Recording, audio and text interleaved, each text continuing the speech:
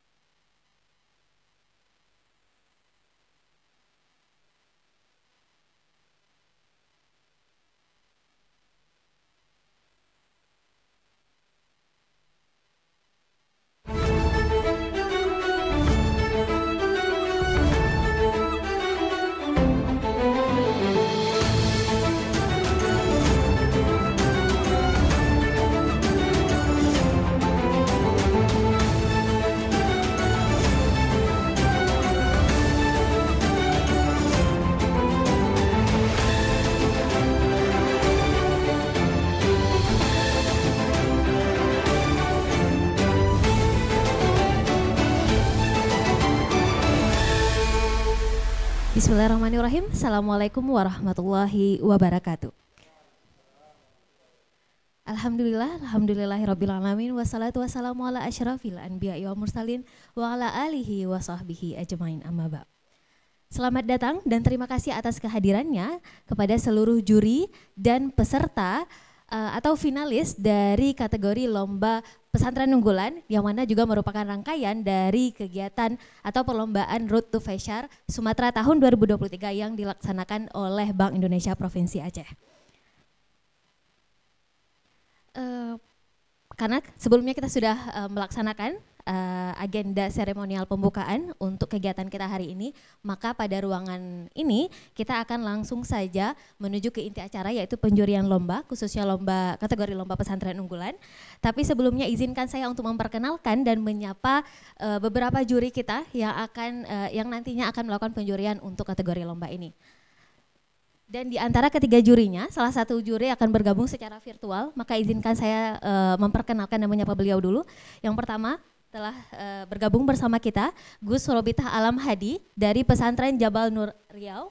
Assalamualaikum Gus, selamat datang. Selamat menyapa Provinsi Aceh secara virtual. Waalaikumsalam warahmatullahi wabarakatuh. Ya baik, sudah terhubung dengan baik ya. Apa nih sapaan Aceh nih, apa kalau istilah Acehnya apa? Kalau selamat pagi atau apa? Ya, pehaba boleh, salum teka boleh. Salum apa tadi? Oh, kalau dari kita salum teka, Gus. Tapi kalau salum dari Gus, teka. Assalamualaikum aja juga. Oke sekali. Baik. Assalamualaikum warahmatullahi wabarakatuh. Selamat pagi kepada seluruh masyarakat Aceh.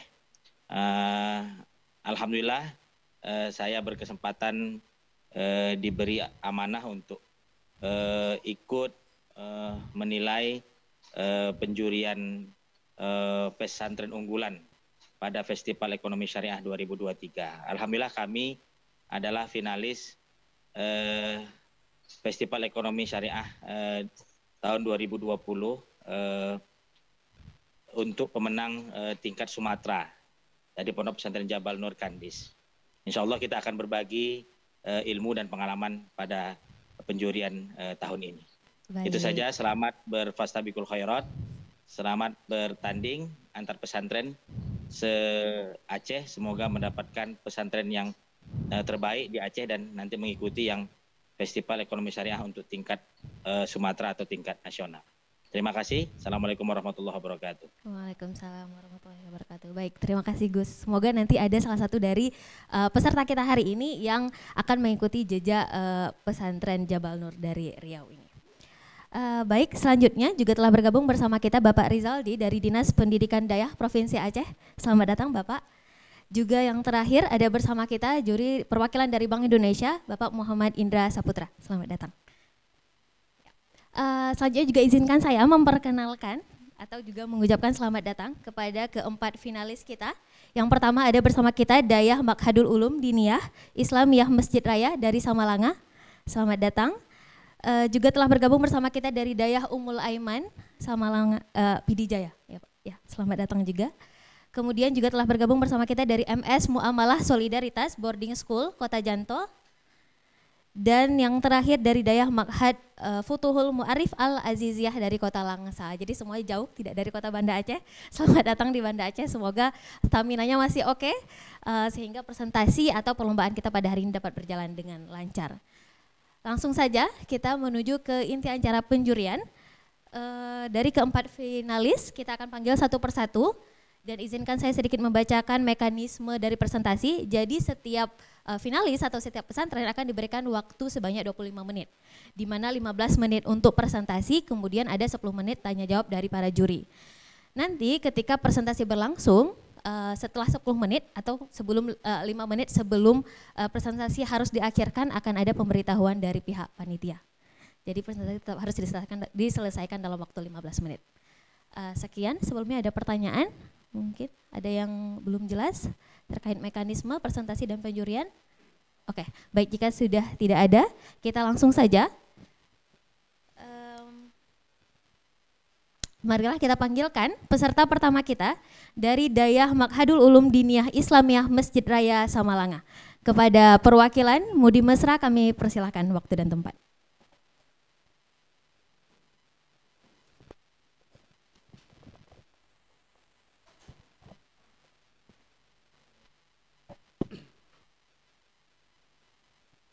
Assalamualaikum warahmatullahi wabarakatuh.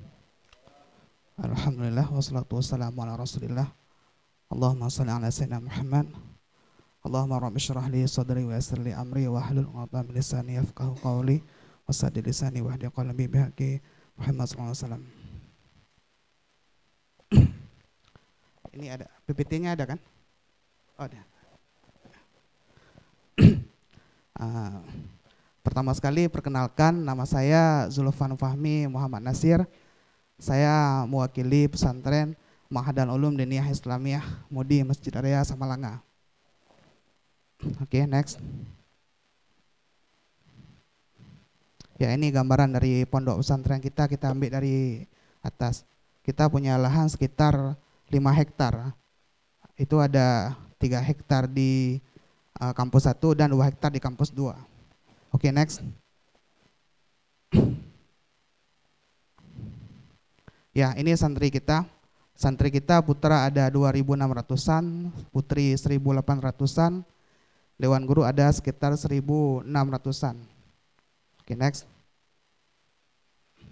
Jadi total semuanya di pesantren kita itu ada 6.138. Oke, next. Ya, ini pesantren kita dipimpin oleh seorang mudir dan 3 orang wadir. Wadir 1 itu bidang pendidikan, wadir 2 bidang administrasi, yang ketiga wadir 3 bidang eksternal ya. Ini termasuk misalnya pengembangan dakwah, pengembangan ekonomi itu di bawah wadir 3. Oke, next. Ini merupakan sistem pendidikan di pesantren kita. Kita punya salafiyah dari kelas 1 sampai kelas 6. Kita juga punya satuan pendidikan muamalah yang sanawiyah 3 tahun, kemudian SPM aliyah 3 tahun. Kita punya Ma'had Ali yang M1 dan M2. Ma'had Ali ini perguruan tinggi pesantren ya. Kita sudah punya yang M1 dan M2. Kemudian kita punya Institut Agama Islam Al-Aziziyah, sekarang sedang proses menuju ke universitas, dan kita juga sudah punya pasca sarjananya. Oke, next. Ya, ini merupakan unit-unit yang ada di bawah yayasan kita, Yayasan Islam Al-Aziziyah. Oke, next. Ya, kita juga punya pesantren modernnya di Jamiah, di Dayah Jamiah Al-Aziziyah. Jadi kalau Mudi itu dia pondok salaf, tapi ada yang modernnya di Jamiah Al-Aziziyah, letaknya di Bataili, sekitar 2 kilo dari pondok induk. Oke, next. Dan pondok kita adalah salah satu pondok tertua di Provinsi Aceh, sudah ada semenjak masa Iskandar Muda. Next. Ya, ini mudir kita Abu Syekh Haji Hasanul Basri Haji Gading. Beliau merupakan mustasyar PBNU periode ini ya, periode 2022-2027 di bawah Rais Am Kiai Miftahul Akhyar. Beliau anggota MPU, penasihat Huda, Rais Am Majelis Al-Safi, dan lain-lain. Oke, next. Oke, kita sekarang masuk kepada profil badan usaha ya. Jadi kita ini dalam 10 tahun terakhir kita sudah punya BUMD ya. Jadi BUMD ini badan usaha milik dayah kita sebut. BUMD ini menaungi seluruh unit-unit usaha yang ada di pesantren.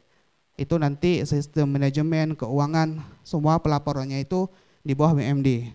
Tujuannya tentu saja agar kita bisa mendapatkan hasil yang maksimal. Oke, next. Nah, usaha kita yang pertama, kita punya bank Mudi namanya. Jadi bank Mudi ini adalah satu bank yang ada di bawah BUMD. Kita menghimpun dana nasabah. Nasabahnya di sini adalah santri dan dewan guru. Jadi nanti santri dan dewan guru menyimpan uang di bank. Nah, uang simpanan daripada santri dan dewan guru itu kita manfaatkan, kita investasikan. Apakah dalam bentuk perdagangan, catering, kantin, dan usaha-usaha lain. Sistem akadnya adalah akad utang. Jadi santri dan dewan guru itu menghutangkan uang ke kita, nanti uang itu kita invest dan itu legal secara syariat. Jadi dan di komplek pesantren itu kita menyediakan beberapa ATM. Jadi saat nanti santri itu menarik uang di ATM-nya, itu berarti 100% itu pembayaran utang daripada pesantren ke santri atau dewan guru gitu. Jadi manfaatnya ke kita bisa invest uang itu. Oke, next. Nah, ini foto dari Bank Mudi ya. Oke, next, lanjut lagi. Kita punya Buni Travel, ini usaha baru ada 1 tahunan. Jadi Buni Travel ini sebenarnya Buni Travel untuk sekarang fokusnya kepada umrah saja. Jadi harapannya ke depan kita bisa juga untuk travel haji yang swasta kan atau tur Islam gitu. Jadi karena baru ya ini fokus ke umrah dulu. Dan bedanya travel kita punya untuk kaum perempuan itu ada pembimbingnya sendiri. Jadi enggak laki-laki yang membimbing jamaah laki-laki dan perempuan, tapi laki-laki punya pembimbing sendiri, perempuan juga punya pembimbing sendiri. Gitu, next. Kemudian kita punya Al Aziziyah Press. Ini usaha penerbitan ya. Jadi kita menerbitkan buku dayah, buku santri, buku dewan guru, itu kita terbitkan melalui Aziziyah Press. Kita juga akan launching percetakan sebulan lagi insya Allah.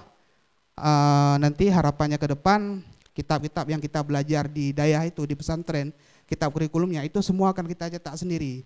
Kemudian nanti dayah-dayah cabang juga akan kita ajak kerjasama supaya nanti bisa dicetak di kita dan kita bisa bagi hasil sama-sama. Dan untuk tahun ini kita baru dapat bantuan inkubasi pesantren dari Kementerian Agama sebanyak 400 juta ya untuk pengembangan bisnis, itu untuk pengembangan percetakan ini. Oke, next.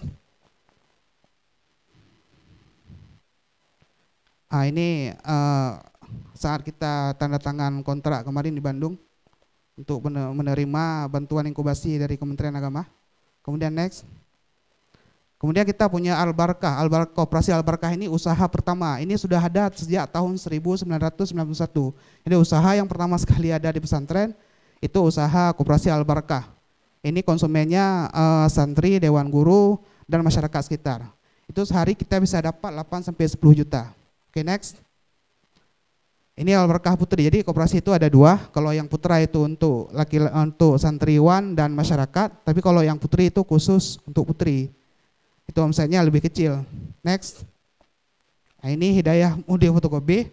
Ini untuk fotokopi, jilid skripsi, kemudian penjualan buku, hal-hal yang terkait dengan kampus. Karena sebagaimana kita katakan tadi, kita punya kampus yang mana mahasiswa dan mahasiswinya punya kebutuhan fotokopi dan sebagainya.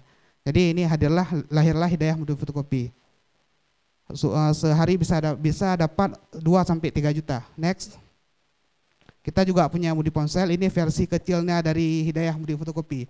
Ini sama, ini untuk fotokopi dan jilid skripsi, jual-jual alat yang berhubungan dengan kuliah lah. Oke, next. Kemudian kita punya kantin ya. Jadi kantin ini kita ada 2. Di Komplek Putra itu ada 2 kantin, ada di belakang 1, area depan 1 yang bisa diakses oleh masyarakat. Bedanya kantin kita ini, di kantin kita memanfaatkan masyarakat sekitar untuk membuat kue, nanti dititipkan di kantin, kemudian dijual. Sehingga manfaat yang dirasakan bukan hanya ke pesantren, tapi juga kepada masyarakat sekitar. Jadi omset perharinya bisa 2-3 juta. Oke, next. Ya, ini kita punya daur ulang sampah. Daur ulang sampah ini merupakan program binaan BI. Ini sudah berjalan selama beberapa tahun. Omsetnya lumayan, sebulan kita bisa dapat 30-35 juta. Dan ini 100% masuk ke dayah. Oke, next. Kita juga punya budidaya cabai merah, ini juga program binaan BI. Ini biasa panen 4 bulan sekali ya. Cuman pendapatannya sekitar 6-7 juta tergantung harga daripada cabainya dan lahannya juga belum begitu luas. Oke, next. Kemudian kita punya jagung manis, ini usaha yang ada di kampus 2. Karena kampus 2 atau Mudi, kita sebut Mudi 2, itu pembangunannya belum terlalu banyak sehingga lahan yang kosong itu kita manfaatkan untuk menanam jagung. Sehektar itu modalnya sekitar 7 sampai 8 juta dan kita bisa dapat 17 sampai 20 juta sekali panen. Next. Kita juga punya persawahan, itu sawah di sekitaran pesantren, desa Midenjo, Midengedong. Dia kalau sawah panennya per 4 bulan ya. Bersihnya sekitar 35 sampai 45 juta. Ini dikelola oleh Dewan Guru dan kita bagi hasil. Next. Nah, ini kita punya Mudi Konveksi. Ini juga program dari bantuan daripada BI, terletak di Komplek Putri. Ini fokus menjahit baju, cadar, jilbab dan lain-lain. Omset sebulan kita bisa dapat 30 sampai 35 juta. Next. Kita juga punya Mudi Roti ya. Mudi Roti ini produksinya di bidang roti, donat dan momoloni ya. Letaknya di Pasar Samalanga. Kita pasarkan roti momoloni ini ke pesantren-pesantren yang ada di Samalanga. Karena Samalanga itu kota santri, banyak pesantrennya. Ke warung kopi, omset sehari bisa dapat 1,5 sampai 2 juta. Ini juga dikelola oleh Dewan Guru dan kita bagi hasil. Lokasinya ada di lantai 2 gedung Espresso. Oke, next. Kemudian kita punya toko kitab dan bina ilmu. Ini toko kitab dan bina ilmu juga sistemnya bagi hasil dengan pengelola. Ada 3 pihak di sini. Ini sudah ada semenjak tahun 1999 dan semakin hari semakin berkembang. Sekarang kita sudah menggrosirkan kitab ini ke pesantren-pesantren lain. Sehari di bina ilmu ini bisa dapat 6 sampai 8 juta. Kalau lagi misalnya musim kenaikan kelas, bulan Muharram itu bisa sehari 10 sampai 15 juta. Next. Ya, kita punya Despresso Coffee Samalanga. Ini sebenarnya sistem kerjasama, ada 3 pihak di sini, ada investor dari Daya, dari pihak ketiga dan pengelola. Jadi kita bagi hasil. Sehari bisa dapat 5 sampai 6 juta. Kemudian next. Juga punya MS Sule Garing, ini juga begitu. Ini sistemnya bagi hasil, ada 3 pihak di sini. Ada Daya, pesantren, kemudian investor yang kedua, dan pengelola. Ini juga sistemnya bagi hasil. Sehari omsetnya 3 sampai 4 juta. Kita punya kalender, ini siklusnya tahunan. Sekali produksi 8.000 sampai 9.000. Ini kita jual 20.000. Modalnya sekitar 50 sampai 60 juta. Kita dapat bersih itu 100 sampai 110 juta.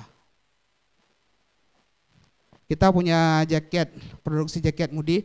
Ini juga sekali cetak, sekali produksi 1.000, harganya 1.200. Ini kita bisa dapat ke seper 1.000 itu 10 sampai 100, 90 sampai 100 juta labanya. Dan ini 100% untuk pesantren. Next. Kita juga punya produksi buku tarikat. Ini juga usaha di bawah BUMD. Ini 100% untuk Daya. Kita bisa dapat omset 18 sampai 20 juta per 1.000 pix. Oke, next. Kita punya produksi peci Mudi. Ini juga begitu, dapat keuntungan per 800 pix itu 40 sampai 60 juta. Oke, next. Ya, kita punya Mudi Skalam. Ini usaha untuk print foto. Ini letaknya di pesantren khusus untuk santri. Sehingga omsetnya itu bulanan 7 sampai 8 juta itu omset bersihnya. Next. Kemudian kita punya Hena Laundry Mudi. Ini laundry juga dari pesantren, kita bagi hasil dengan 3 pihak ya. Ada investor dari luar, ada Daya dan pengelola. Next. Nah, kontribusi unit-unit usaha yang telah kami sebutkan tadi untuk operasional Daya itu bisa membantu sekitar 60 sampai 70%. Sedangkan 30 sampai 40% lain itu dibantu oleh mungkin catering dan SPP dari pesantren. Dan ini mungkin ada di pesantren-pesantren yang lain juga. Dan mayoritas usaha yang telah kami sebutkan tadi itu adalah sistemnya mudharabah atau bagi 2. Jadi ada investor yang ketiga, investornya Daya dan pengelola, 3 pihak di sini. Dan ini lazim terjadi di pesantren, bahkan di pesantren-pesantren di Jawa juga begitu. Jadi investor yang ketiga ini kebanyakannya adalah daripada keluarga besar pesantren. Jadi mereka invest, ada saham, nanti hasilnya dibagi mereka ke pesantren dan ke pengelola. Next. Kemudian pengembangan unit usaha dan kerjasama. Jadi konsep dan identitas dari BUMD Mudi adalah ta'awun, saling tolong menolong. Hampir semua yang kita pekerjakan di unit-unit usaha yang bisa dibagi hasil itu adalah Dewan Guru yang kira-kira kekurangan. Kita akan kitab yang akan kita cetak melalui percetakan sendiri itu akan kita ajak kerjasama, terutama daerah-daerah cabang yang jumlahnya ratusan. Kemudian jika memungkinkan nanti kita akan ajak kerjasama juga daerah-daerah lain. Harapannya supaya keuntungannya bisa dibagi sama rata. Sedangkan untuk produksi Mudi Roti kerjasama kita cuma di sekitaran Samalanga, karena Mudi Roti itu masih cakupannya kecil karena dia cuma bisa tahan sehari 2 hari, belum bisa kita ekspor keluar. Oke, demikian presentasi kami. Lebih dan kurang kami mohon maaf. Hadanallahu wa iyyakum ajma'in. Assalamualaikum warahmatullahi wabarakatuh.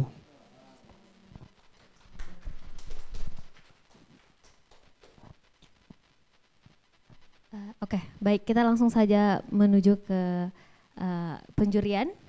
Kepada para dewan juri, mungkin jika ada pertanyaan bisa langsung disampaikan. Mungkin Pak Rizaldi mau mulai duluan Pak, silahkan.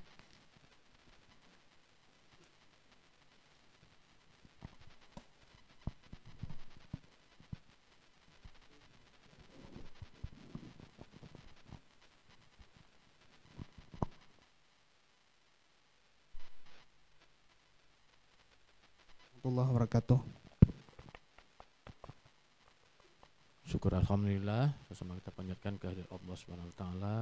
Selawat beriring salam sama-sama kita sampaikan kehadiran Nabi besar Muhammad sallallahu alaihi wasallam. Yang kami hormati pimpinan beserta jajaran Bank Indonesia Aceh, yang kami hormati para dewan juri, dan yang kami banggakan para peserta pesantren unggulan yang ada 4 pesantren mewakili Provinsi Aceh. Dan penghormatan kami kepada pemerpresentasi dari Dayak Mudi yang telah begitu banyak menyampaikan usaha ekonomi pesantren Dayak di Dayak Mudi yang luar biasa perkembangannya. Dayak Mudi seperti yang disampaikan tadi, dayak tertua yang ada di Aceh. Jadi sedikit di sini saya dari usaha-usaha yang sistemnya perdagangan tadi sudah panjang lebar dijelaskan. Cuma saya di sini tertarik sedikit dengan badan usaha milik Mudi ini, yaitu Bank Mudi. Di Bank Mudi tadi kalau nggak salah saya disampaikan dana dihimpun dari para simpanan santri, dewan guru atau yang ada di Dayak Mudi. Ya. Kemudian itu dimanfaatkan, digunakan untuk pengembangan ekonomi Dayak, ekonomi pesantren di Dayak Mudi tersebut. Dan kemudian tadi kalau tidak salah saya dengar, di masing-masing santri ada dibuat seperti ATM. Nah, jadi apabila santri Dayak yang ingin menarik uang, mereka bisa langsung menarik uang, dan bahkan 100% itu sudah menjadi pengembalian dari utang Mudi tersebut untuk pemberian ekonomi. Di sini saya ingin diberikan satu contoh, misalnya berapa santri menabung di ATM Bank Mudi, kemudian waktu mereka menarik kembali di rekening mereka atau di ATM, sehingga itu telah terjadi pelunasan utang. Kalau tidak salah saya dengar tadi ya, mungkin bisa diberikan contohnya. Ya, izin menjawab Pak. Jadi Maksud saya tadi begini Pak, bukan 100%, jadi berapa yang ditarik. Misalnya santri ini dia ada simpanan 1 juta. Nah nanti dia mau belanja misalnya narik 200.000, ya 200.000 yang pembayaran hutang, bukan semuanya Pak. Itu. Jadi dia mau narik ataupun mau berbelanja 300.000, berarti 300.000. Jadi dan uang santri ini kita nggak potong. Ya gitu maksudnya Pak. Jadi dia simpan sejuta, ya tetap dia akan ada sejuta gitu. Nah gitu. Jadi bukan ya, waktu dia tarik langsung pembayaran enggak. Jadi berapa yang ditarik sama seperti di luar, Pak. Itu Pak. Baik, terima kasih dari kami Dinas Daya. Demikian saja dulu, kami kembalikan ke panitia. Ya. Terima kasih Bapak. Selanjutnya mungkin dari Gus Robita. Ada pertanyaan, Gus? Masih terhubung ya? Langsung saya ini ya. Ya, silakan Gus. Yang pertama saya mengucapkan apresiasi bahwa pondok pesantren disingkat MUDI ini ya. Ya, Gus. Ini adalah salah satu pondok pesantren yang besar ya. Kalau saya lihat dari profilnya sampai 6.000 lebih santri total. Kemudian lahan 5 hektar, ada yang di pesantren yang kedua juga. Kemudian unit usahanya saya tadi mencoba mencatat, ada beberapa yang ketinggalan tapi sepertinya sangat banyak dan sudah sangat lengkap. Nah, kami kemarin juga ada 13 unit usaha, baik yang sifatnya di dalam atau yang di luar dan yang konsumennya santri atau tapi saya lihat rata-rata konsumennya santri. Nah, di sini saya ada 2 pertanyaan lah. Ya, 2 pertanyaan awal dulu. Yang pertama tadi sekitar 60% 60-70% keuntungannya untuk operasional pondok pesantren, menopang pondok pesantren. Iya, Gus. Kemudian sekitar 30-40% itu dari uang disebutnya catering ya, kita nyebut uang makan lah atau SPP. Iya, Gus. Itu yang menjadi pertanyaan di beberapa pesantren yang mengelola unit usaha ekonomi. Iya. Apakah memang ini sangat membantu sehingga ada pengurangan dari SPP?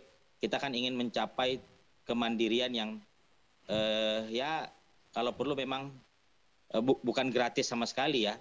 Saya juga tidak setuju bahwa semua gratis. Nah, tapi seberapa mensubsidi yang tidak mampu. Jadi saya ingin tahu dari yang sudah menopang operasional sampai 60-70% ini, berapa santri yang kita topang?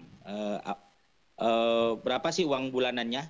Saya ingin tahu. Kemudian tadi SPP 450 itu apakah itu makan saja atau SPP? Itu Kemudian makan saja, Gus. Berapa kira-kira yang gratis? Oh ya. Ya. Berapa kira-kira santri yang ada gratis atau yatim atau apa? Itu yang pertama. Yang kedua,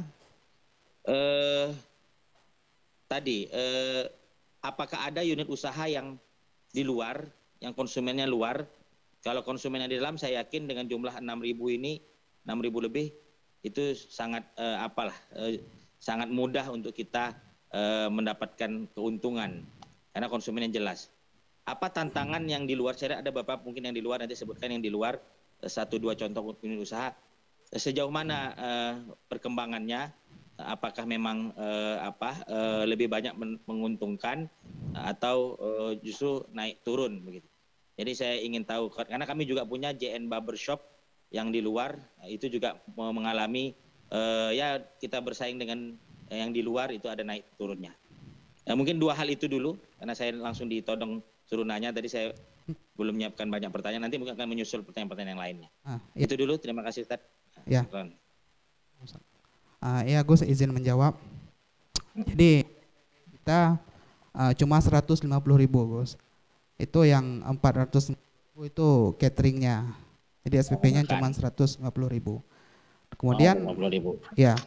Kemudian apakah kita ini ada misalnya memberikan beasiswa kepada anak yatim? Kita begini, Gus. Kita punya satu lembaga namanya MUDI Peduli. di search di Instagram ada Mudi Peduli. Jadi Mudi Peduli ini kita melacak di pesantren itu santri-santri yang kurang mampu, santri-santri yang yatim, nanti kita kumpulkan, kemudian di bawah Mudi Peduli setiap bulan kita support dana kepada mereka. Misalnya beberapa kebutuhannya 500.000 atau 600.000 sesuai kebutuhannya.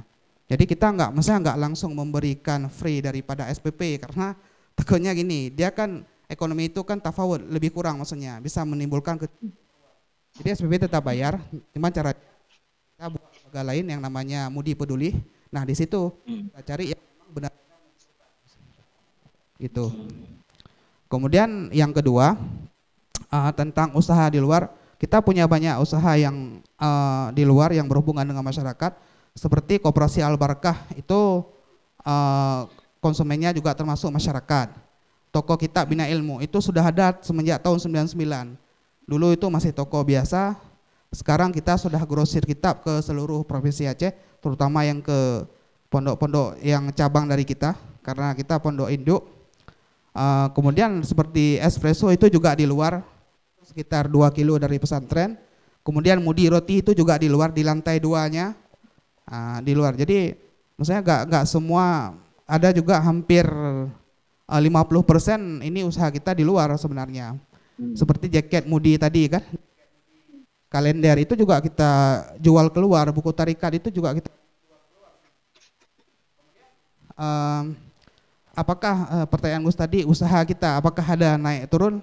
Ya itu tentu Gus, karena ini kan semakin hari persaingan semakin berat. Misalnya seperti contoh Bina Ilmu, toko yang mendistribusikan kitab, kita benar-benar harus bersaing dengan harga, karena yang jual kitab, yang grosirkan kitab itu kan banyak.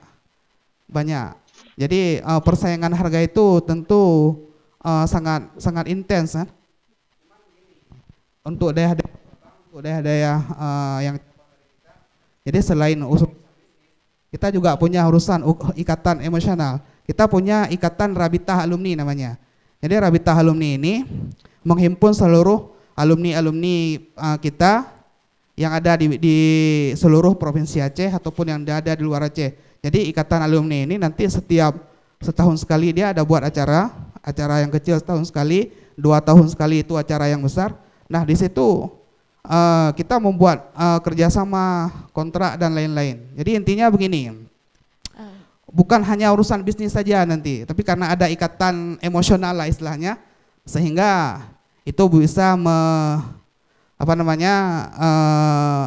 mengurangi itu tekanan bisnis tadi, gitu Gus.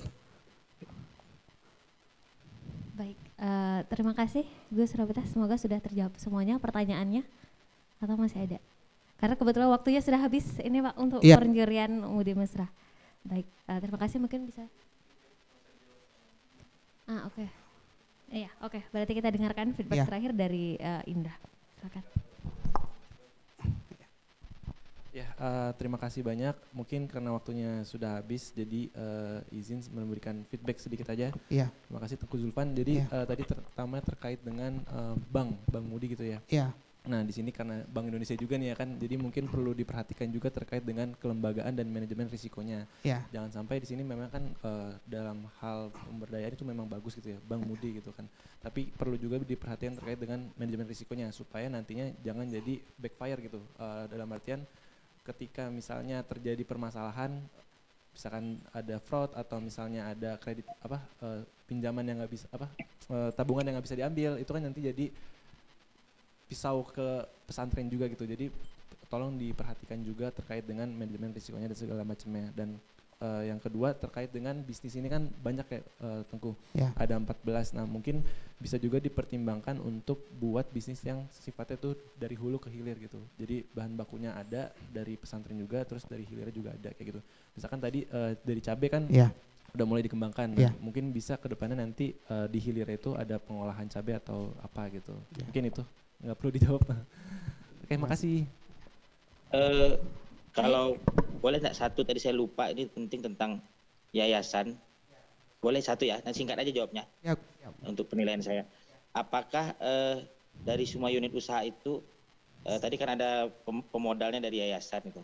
Ya. Apakah ada pembedaan enggak yang memang dikelola oleh yayasan dan dikelola oleh pesantren?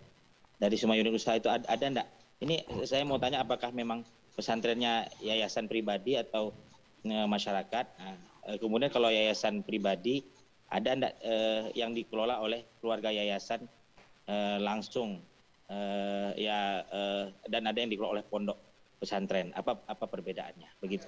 Singkat Jadi saja. ada beberapa usaha tadi, ada yang dikelola oleh pesantren, 100% untuk pesantren. Ada yang dikelola oleh keluarga pesantren, karena yayasan ini milik keluarga kan, dikelola oleh keluarga pesantren. Karena kita juga membantu kiai itu, Kiai Abu kalau di Aceh. Jadi nanti orang ini invest ke sini, ke usaha. Jadi nanti bagi 3 Gus, ke kiainya, ke pondoknya, dan ke pengelola. Nah, seperti Gus, itu ada. Ya, berarti hampir sama lah dengan beberapa pesantren yang lain. Iya. Terima kasih. Ya, Gus. Ya, baik, terima kasih. Bisa langsung ditutup? Ya, demikian. Assalamualaikum warahmatullahi wabarakatuh. Waalaikumsalam. Waalaikumsalam warahmatullahi wabarakatuh. Oke, baiklah. Terima kasih kepada pesantren Budi Mesra. Bisa kita berikan tepuk tangan dulu. Baik, terima kasih. Kita langsung saja lanjut ke peserta selanjutnya. Tapi izinkan saya juga memberikan sedikit arahan nanti mungkin dari pihak Dewan Juri maupun dari pihak peserta ketika sesi tanya jawab agak bisa dipersingkat karena memang waktu kita kebetulan terbatas, jadi bisa dalam waktu 10 menit semua juri bisa bertanya dan peserta juga bisa memberikan jawaban terbaiknya. Langsung saja peserta kedua kita persilahkan dari Dayah Ummul Aiman. Ya, kepada perwakilan Dayah Ummul Aiman, waktu dan tempat kami persilahkan.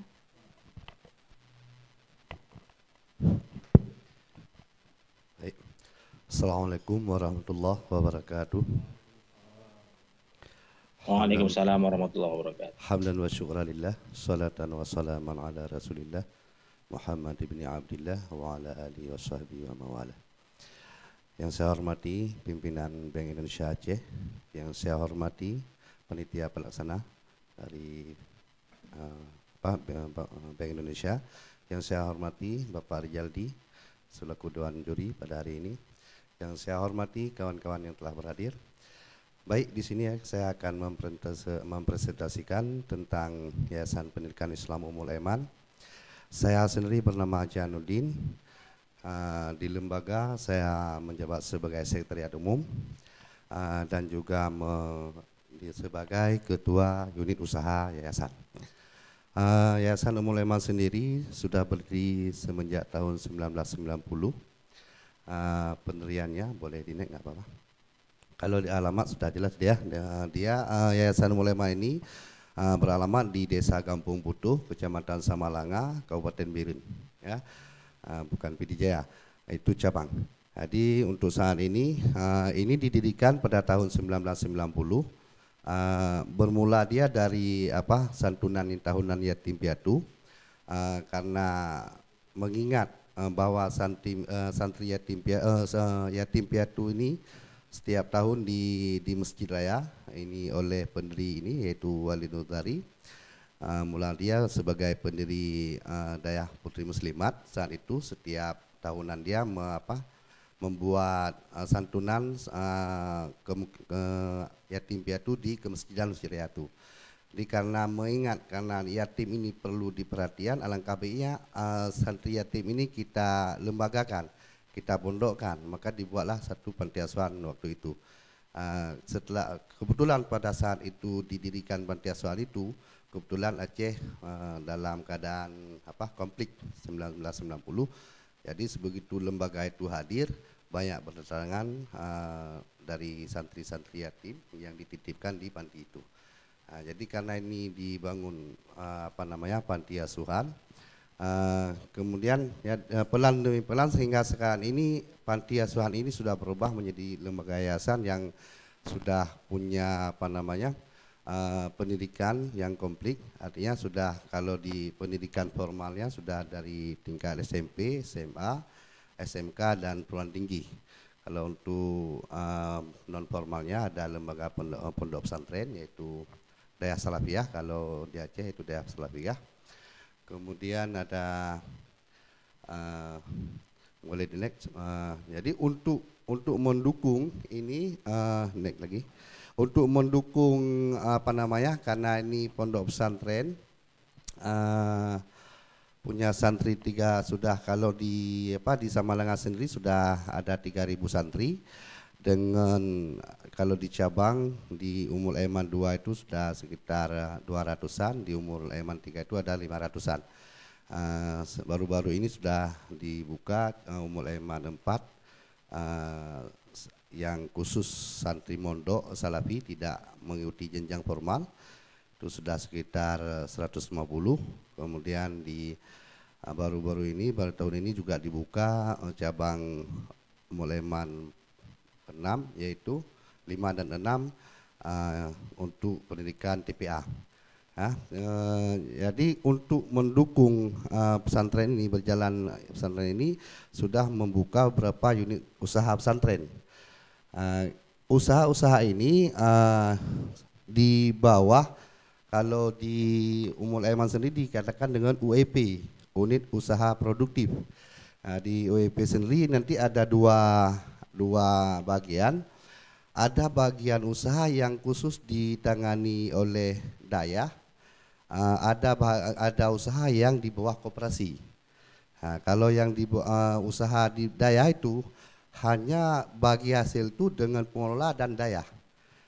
Kalau ada usaha-usaha yang masuk ke ranah koperasi, dia ada bagi hasil itu buat anggota koperasi. Koperasi itu sendiri yaitu dia anggotanya yaitu Dewan Guru. Santri tidak masuk. Santri hanya sebagai konsumen, pengguna. Hasilnya itu dibagi kepada, yang pertama pesantren itu sendiri 20%, kepada cadangan usaha itu sekitar 15% kalau nggak salah. Kemudian untuk pendidikan itu 10%, dan 40% itu untuk anggota, yaitu Dewan Guru yang ada di Ummul Aiman. Jadi ada pembagiannya. Unit-unit usaha itu adalah ada toko bangunan, bisa di next, ada bengkel HBM, ini ada toko bangunan. Ini dia langsung di bawah UEP, tidak di bawah koperasi. Artinya keuntungan daripada usaha ini langsung dengan pondok pesantren, tidak masuk ke koperasi dia. Jadi setelah diambil kepada pengelola yang 50% ke pengelola di situ, 50%-nya buat pesantren. Oke. Kemudian ada ini di perbengkelan otomotif, ada di pusat Samalanga, di pusat pasar Samalanga. Karena kita di pesantren itu lumayan banyak guru berkendaraan. Pertama ini timbul ide, guru kita rata-rata punya kendaraan. Jadi daripada kita mengisi oli di bengkel orang, lebih baik kita ngisi oli di bengkel kita sendiri. Jadi ada minnalana istilahnya, dari kita untuk kita. Jadi buatlah perbengkelan di bawah Kopotren, yaitu Koperasi Pondok Pesantren. Ini sudah berdiri dari tahun 2007 kalau nggak salah. Ya 2007. Kemudian bisa di next. Ya ini baru start berjalan 7 bulan. Ini HMM Advertising, karena hari ini usaha ini sudah lumayan bagus ya. Ini kita bekerja sama dengan HB Percetakan Birun. Ini percetakan yang sudah lama di Birun dan sudah punya tiga tempat unit usaha percetakan di Birun.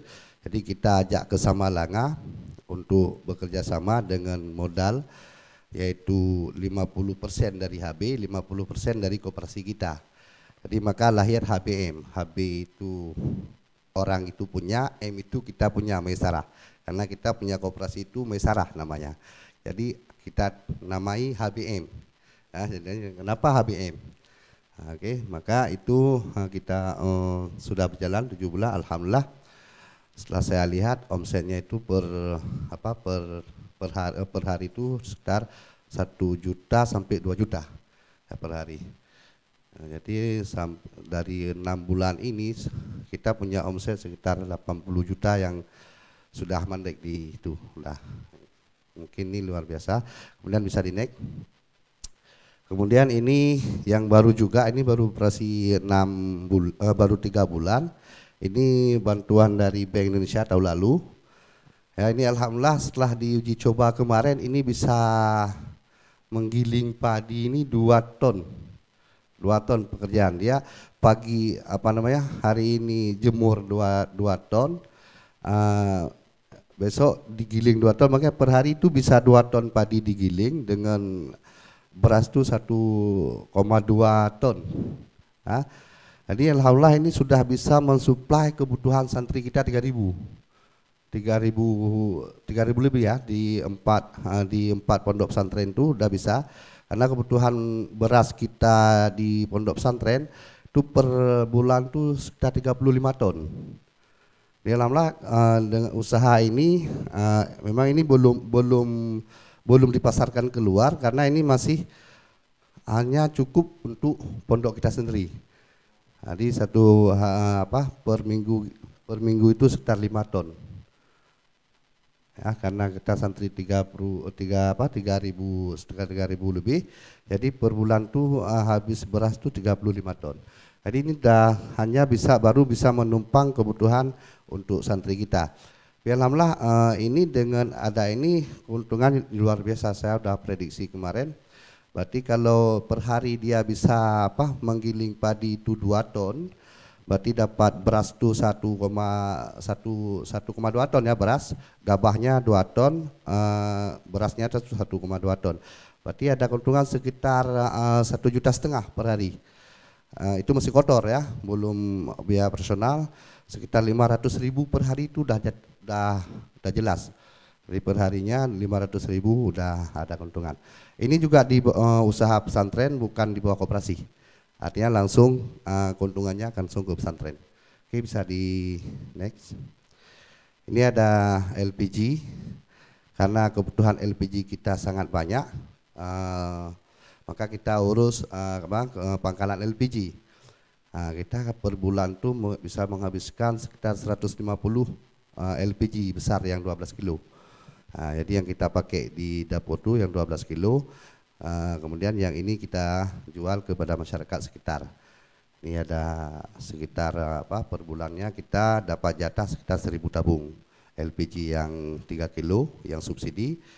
Kalau yang 12 kilo itu semampu kita bisa mengeluarkan. Oke, bisa lanjut. Usaha juga ini juga ini di bawah koperasi, yaitu ada Maisarah minimarket. Kalau kita sering bilang Wasarda itu warung serba ada. Jadi semua santri, kebutuhan santri semua ada di situ. Namanya warung serba ada. Termasuk di sana itu ada unit simpanan santri. Di santri tidak menyimpan uang di kamar, tapi menyimpan itu di Wasarda. Jadi orang santri titip uang di Wasarda, ada pencatatan, ada bukunya. Kalau nanti santri ingin belanja langsung datang, dia ambil buku sendiri. Ada simpanannya misalnya 100.000. Hari ini dia datang jajannya 20.000, hanya dikurang oleh petugas di situ. Jadi santri menyimpan uang di Wasarda. Mungkin belum punya bank. Ya. Oke, lanjut. Ini juga ada kantin. Ini juga di pondok. Ada warung ya biasa karena untuk kebutuhan. Ini yang di depannya. Dia ada 3 di dalam pondok itu ada 3 kantin, di tengah, di belakang itu. Jadi karena untuk menampung 3.000-an orang itu memang harus 3.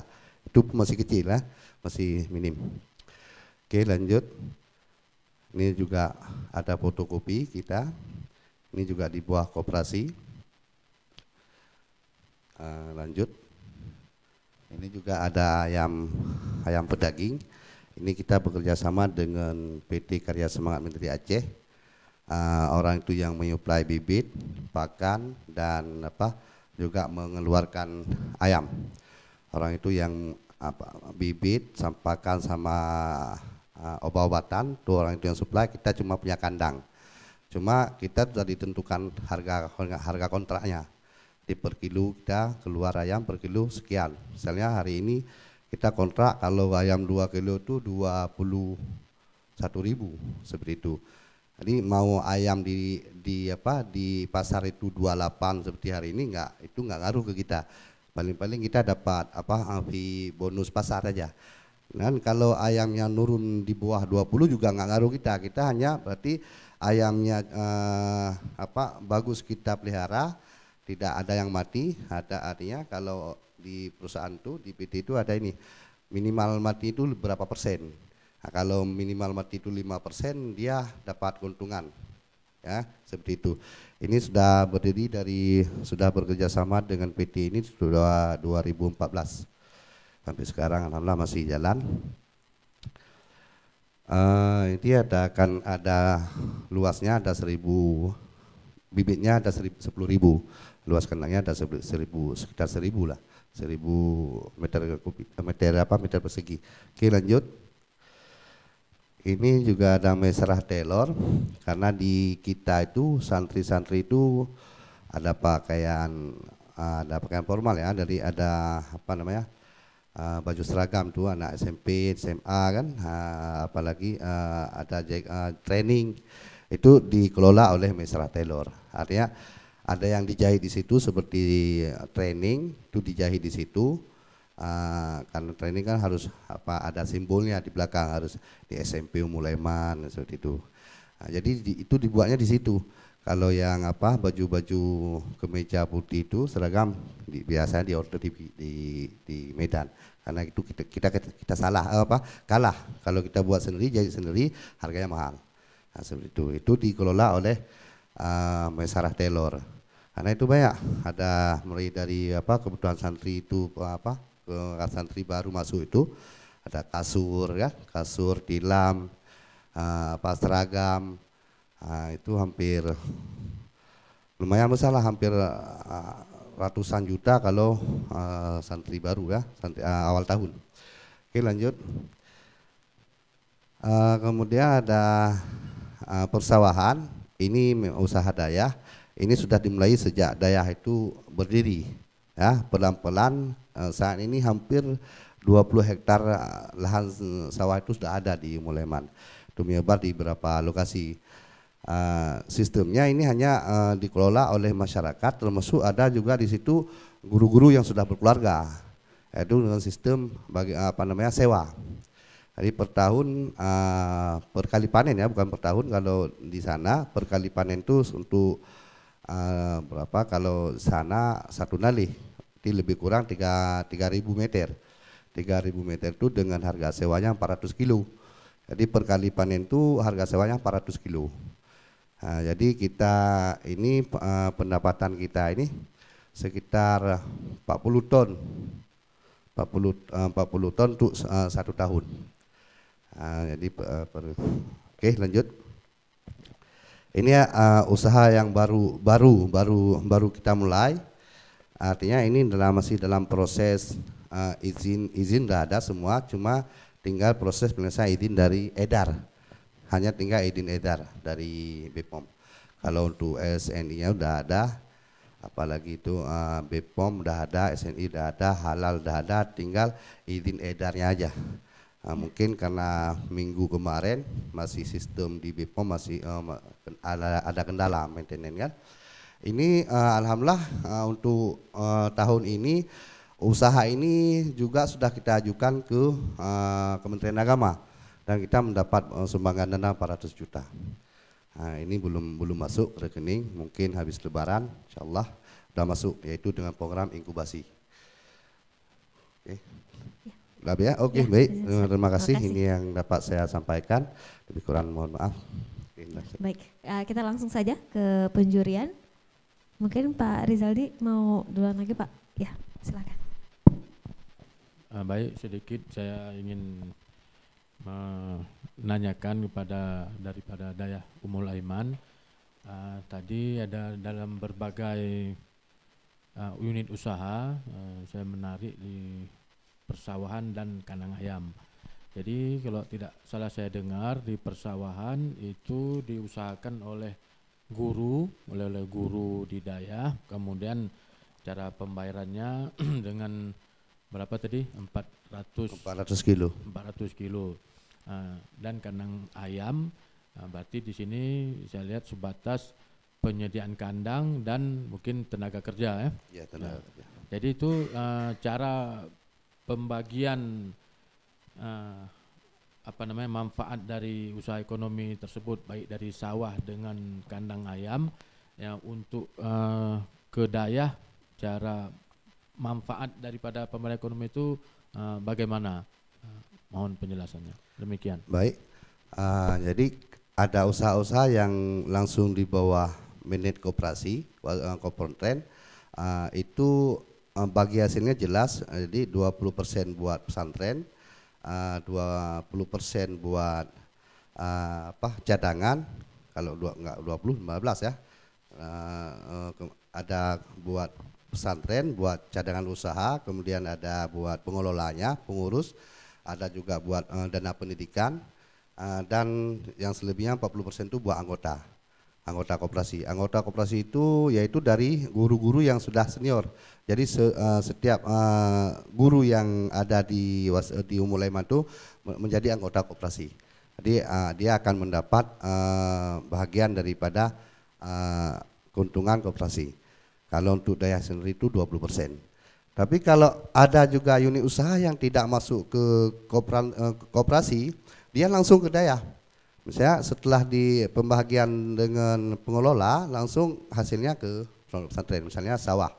Persawahan itu dia karena tidak ada, dia kan tidak ada pengelola, artinya hanya pengurusnya itu pengurus daya. Jadi langsung di bawah UEP, usaha ekonomi produksi daya, produkti daya. Jadi setiap panen orang hanya menyetor. Biasanya padi itu dibawa ke kilang, kita hanya dibawa dibawa bun ke daya. Ini padi per 400 kilo per nalih. Kalau nalih itu kalau dimeterkan sekitar 3.000 meter itu 400 kilo harga sewa per kali panen. Jadi itu langsung ke, tidak ada bagian yang lain, hanya dimiliki oleh daya. Seperti itu. Baik, dari Pak Rizaldi, terima kasih Pak. Mungkin kita bisa.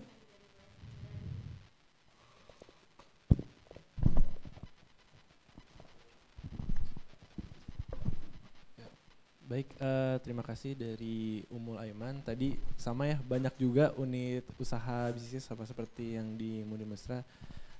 Mungkin untuk mengelaborasi lagi dan terkait dengan inovasi nih. Nah, tadi kan bisnisnya kurang lebih masih yang sifatnya konvensional gitu ya. Rencana ke depannya sebetulnya ada nggak sih terkait dengan usaha yang memanfaatkan digitalisasi gitu? Entah mungkin dari sistem pembayarannya atau usahanya atau keterlibatan dari santri-santrinya kayak gitu.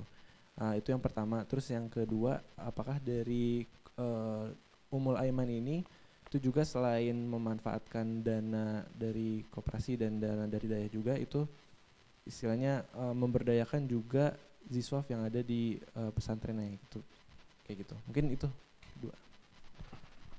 Kalau terkait dengan untuk penggunaan aplikasi, ini Ummul Aiman sendiri ini baru lagi membuat aplikasi pembayaran juga. Ini lagi didesain, artinya nanti pembayaran SPP sama penyimpanan uang santri. Kemarin kita juga sudah ditawarkan oleh BSI. Jadi kan santri itu pakai kartu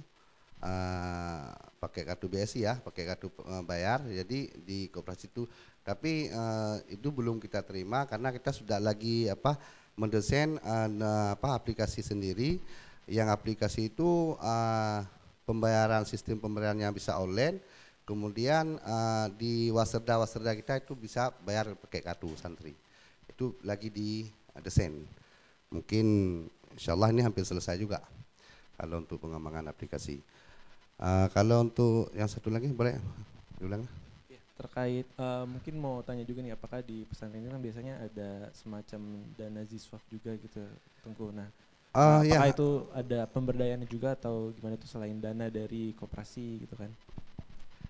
Ada dana, yaitu yang pertama kalau dana dari usaha-usaha kita sendiri ya, dari usaha kita sendiri itu per tahun ada sekitar 60-70 juta itu yang zakat dari usaha-usaha itu kita berikan kepada fakir miskin di sekitar kita, dan juga ada guru-guru juga yang berhak mendapat yang tidak menjadi anggota koperasi, karena yang sudah jadi anggota koperasi kan tidak bisa menerima lagi zakat, karena itu kan koperasi milik orang itu juga seperti itu. Kalau untuk pesantren sendiri itu misalnya banyak sih dana, ada juga dana sumbangan dari orang, cuma ini dana usaha, ini beda-beda keuangannya. Keuangan pesantren beda, keuangan usaha beda. Jadi ada lembaga yang memanage usaha, nanti sudah ada perkiraan tahunan, baru diserahkan ke yayasan, ke bendahara yayasan. Kalau di keuangan yayasan itu sendiri juga ada bantuan dari masyarakat, ada hasil dari usaha kita, ada dari SPP santri juga ada. Kita untuk di pesantren itu SPP-nya untuk saat ini 800.000 per santri ya, per santri 800.000. Jadi untuk biaya catering itu dia sekitar 500.000, dan biaya iuran bulanan itu sekitar 400.000. Pokoknya 800.000 per bulannya, seperti itu.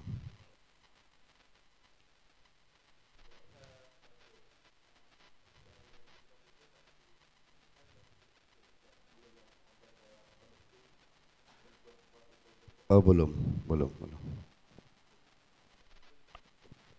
Baik, terima kasih Mas Indra. Kita langsung saja ke Gus Robita. Terima Baik, kasih. silakan.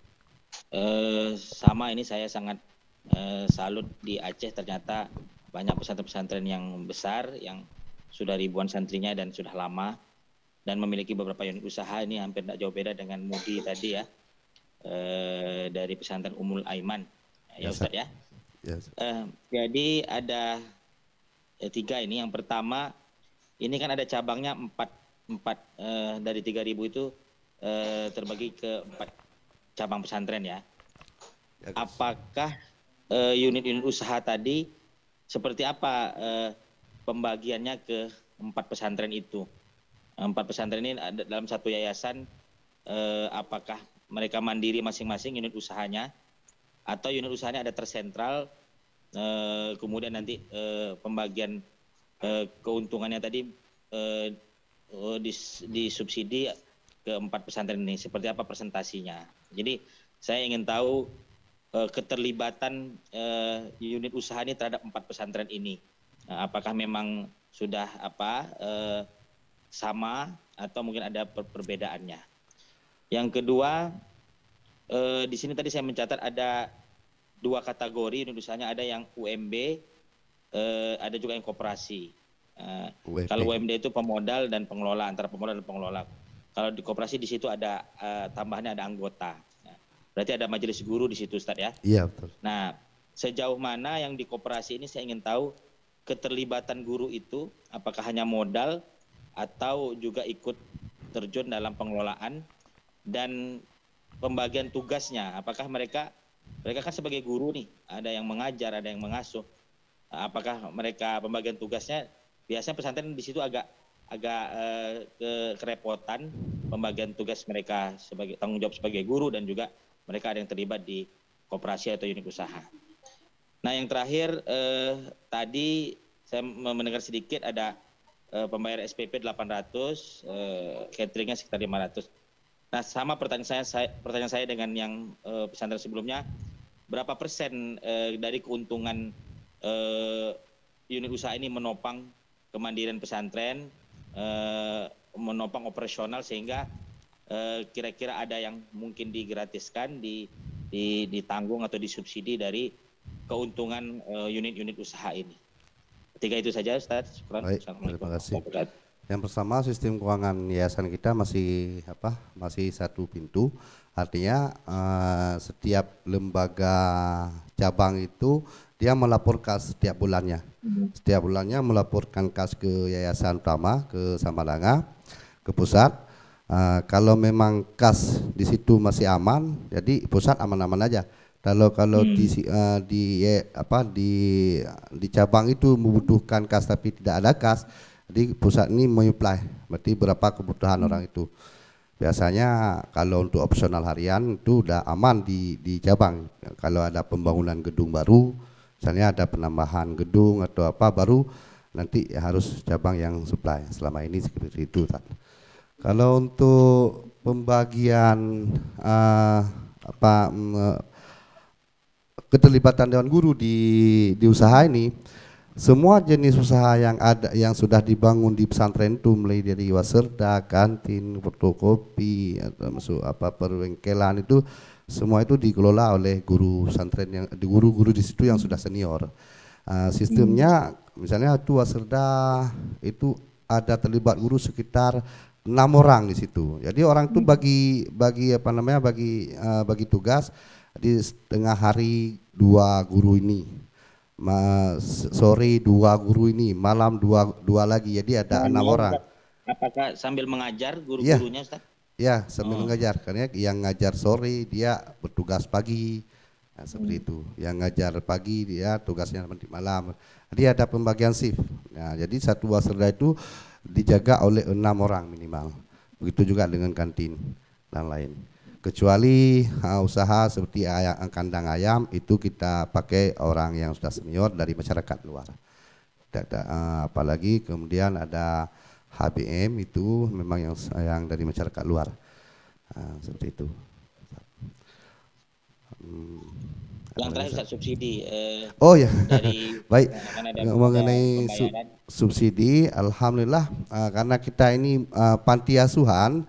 Jadi setiap tahun itu kita tidak kurang daripada 50 orang santri yatim yang masuk itu, yang gratis biaya itu sama-sama semuanya gratis, tidak dipungut biaya sama sekali. Itu saat ini sudah ada santri yang digratiskan yang menetap di pondok itu 300-an orang.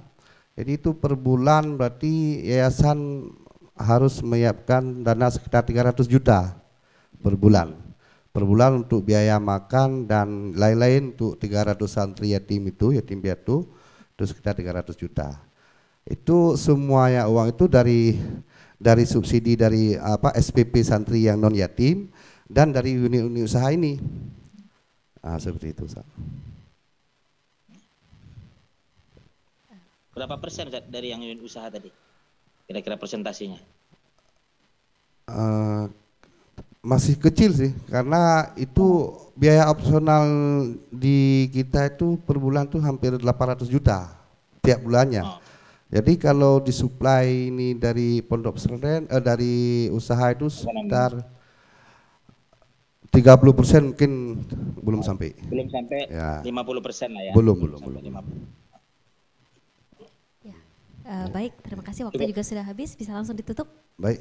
Hanya ini yang dapat saya presentasikan. Billahi taufiq wal hidayah. Wassalamualaikum warahmatullahi wabarakatuh. Waalaikumsalam.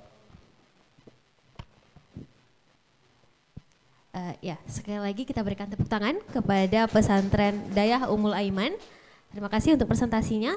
Langsung saja kita lanjut kepada finalis ketiga, yaitu dari MS Muamalah Solidaritas Boarding School Kota Janto. Kepada perwakilannya waktu dan tempat kami persilakan. Terima kasih. Bismillahirrahmanirrahim. Assalamualaikum warahmatullahi wabarakatuh. Alhamdulillahilladzi jalal laila wan nahara khilfatan liman arada ayyadzakara aw arada syukura. Allahumma fasholli wa sallim wa barik ala hadan nabil karim Muhammadin sallallahu alaihi wasallam, amma ba'du. Terima kasih kepada Bank Indonesia, Dewan Juri dan peserta lainnya. Kami dari Pesantren Teknologi Muamalat Solidarity Boarding School Kota Janto, Aceh Besar. Alhamdulillah kami dari MSBS ini mengucapkan terima kasih banyak dari segala pihak sudah membantu untuk melanjutkan unit usaha demi kemandirian MSBS ini. Kami perkenalkan dulu sebentar sejarah singkat dari MSBS ini. MSBS dulu namanya ISS, Islamic Solidarity School, yang didirikan oleh Islamic Development Bank Jeddah, Saudi Arabia dari tahun 2026 untuk korban tsunami dan konflik Aceh, yang dibangun 3 lokasi di Janto, di Darussalam yang sekarang Fatih Bilingual School, dan ada yang di Long. Ya, alhamdulillah kami sudah berusia 16 tahun. Santri sekarang 376 dan 122-nya adalah yatim piatu yang disubsidi dari unit usaha dan juga Baitul Mal Muamalat BMM. Jadi ini pesantren ya, sangat unik, didirikan oleh IDB, ya, dikelola pertama kalinya oleh Bank Muamalat, ya, yang ditunjuknya ya, pengoperasian hariannya itu namanya BMM, Baitul Mal Muamalat. Dari 2006 sampai 2009 kami full dibiayai oleh Islamic Development Bank Jeddah. Setelah itu baru 2010 sampai 2014 dibiayai 2 dari Pemda Aceh Besar ada, dan juga dari Baitul Mal Muamalat. Alhamdulillah tahun 2014 santri kompleks yatim tsunami itu sudah tamat semuanya. Ya, dan 2011 kami mendirikan itu awalnya SD dan SMP, dan 2011 kami mendirikan jenjang pendidikannya SMK. Setelah FGD dengan Bapak almarhum Dr. Bukhari Daud waktu itu dan juga Serambi Indonesia, kami dirikanlah namanya SMK. SMK karena kami berpikir mayoritas santri kami ini adalah yatim piatu. Ya, kalau mereka mau kuliah nggak bisa. Jadi kami ingin mereka setelah tamat nanti harus mempunyai skill. Akhirnya kami mendirikan SMK Grafika namanya. Ya. Ini latar belakang kami. Alhamdulillah santri alumni kami sudah 800-an yang SMK-nya, dan yang SMP-nya sudah 1000-an lebih karena masih sangat muda sekali. Dan mereka sudah bekerja, ya, banyak menjadi tulang punggung keluarga setelah tamat. Ada dari sekretaris desa, ada operator sekolah, dan hampir seluruh percetakan digital printing di Banda Aceh, Aceh Besar, dan Sigli itu adalah alumni dari MSBS. Alhamdulillah sudah ada 7 orang yang menjadi manajer percetakan di Jakarta. Alhamdulillah ini menjadi penopang keluarga mereka, supaya yang latar belakang mereka adalah yatim piatu dari korban konflik dan juga tsunami Aceh. Terus sedikit ini ada videonya. Ada sedikit ini kami ingin sampilkan sebentar, sekitar 3 menit saja. Ya, ini adalah di boarding school. MSBS adalah salah satu pesantren berdomisili di Kota Janto, Aceh Besar, yang menyelenggarakan 2 jenjang pendidikan formal, yaitu SMP dan SMK Grafika, yang memadukan antara 2 kurikulum kedinasan dan kepesantrenan. Dalam rangka mendukung kemandirian ekonomi pesantren, MSBS mendirikan berbagai unit usaha kemandirian seperti percetakan, peternakan, laundry, koperasi, tata boga, dan kafe. Kegiatan ekonomi ini juga telah membantu menciptakan lapangan kerja baru, meningkatkan kesejahteraan guru dan karyawan serta masyarakat sekitar. Di antara unit usaha MSBS adalah percetakan yang telah berdiri selama 6 tahun. Percetakan ini menawarkan berbagai macam jasa cetak seperti spanduk, stiker, kalender, cetak buku, jasa desain. Di antara beberapa konsumen tetap percetakan Solidarity Press adalah kantor pemerintahan Aceh Besar dan Banda Aceh, dan unit instansi swasta, pesantren, sekolah sekitar Aceh Besar, dan UMKM yang tersebar di seluruh Aceh. Dan untuk pengiriman percetakan ini kami bekerjasama dengan jasa pengiriman reguler. Percetakan MSBS juga sebagai laboratorium atau workshop tempat magang santri MSBS mengasah skill mereka dalam desain dan juga produksi grafika. Dan di sini mereka bekerja sambil mengeksplorasi sesuai dengan dunia usaha dan dunia industri.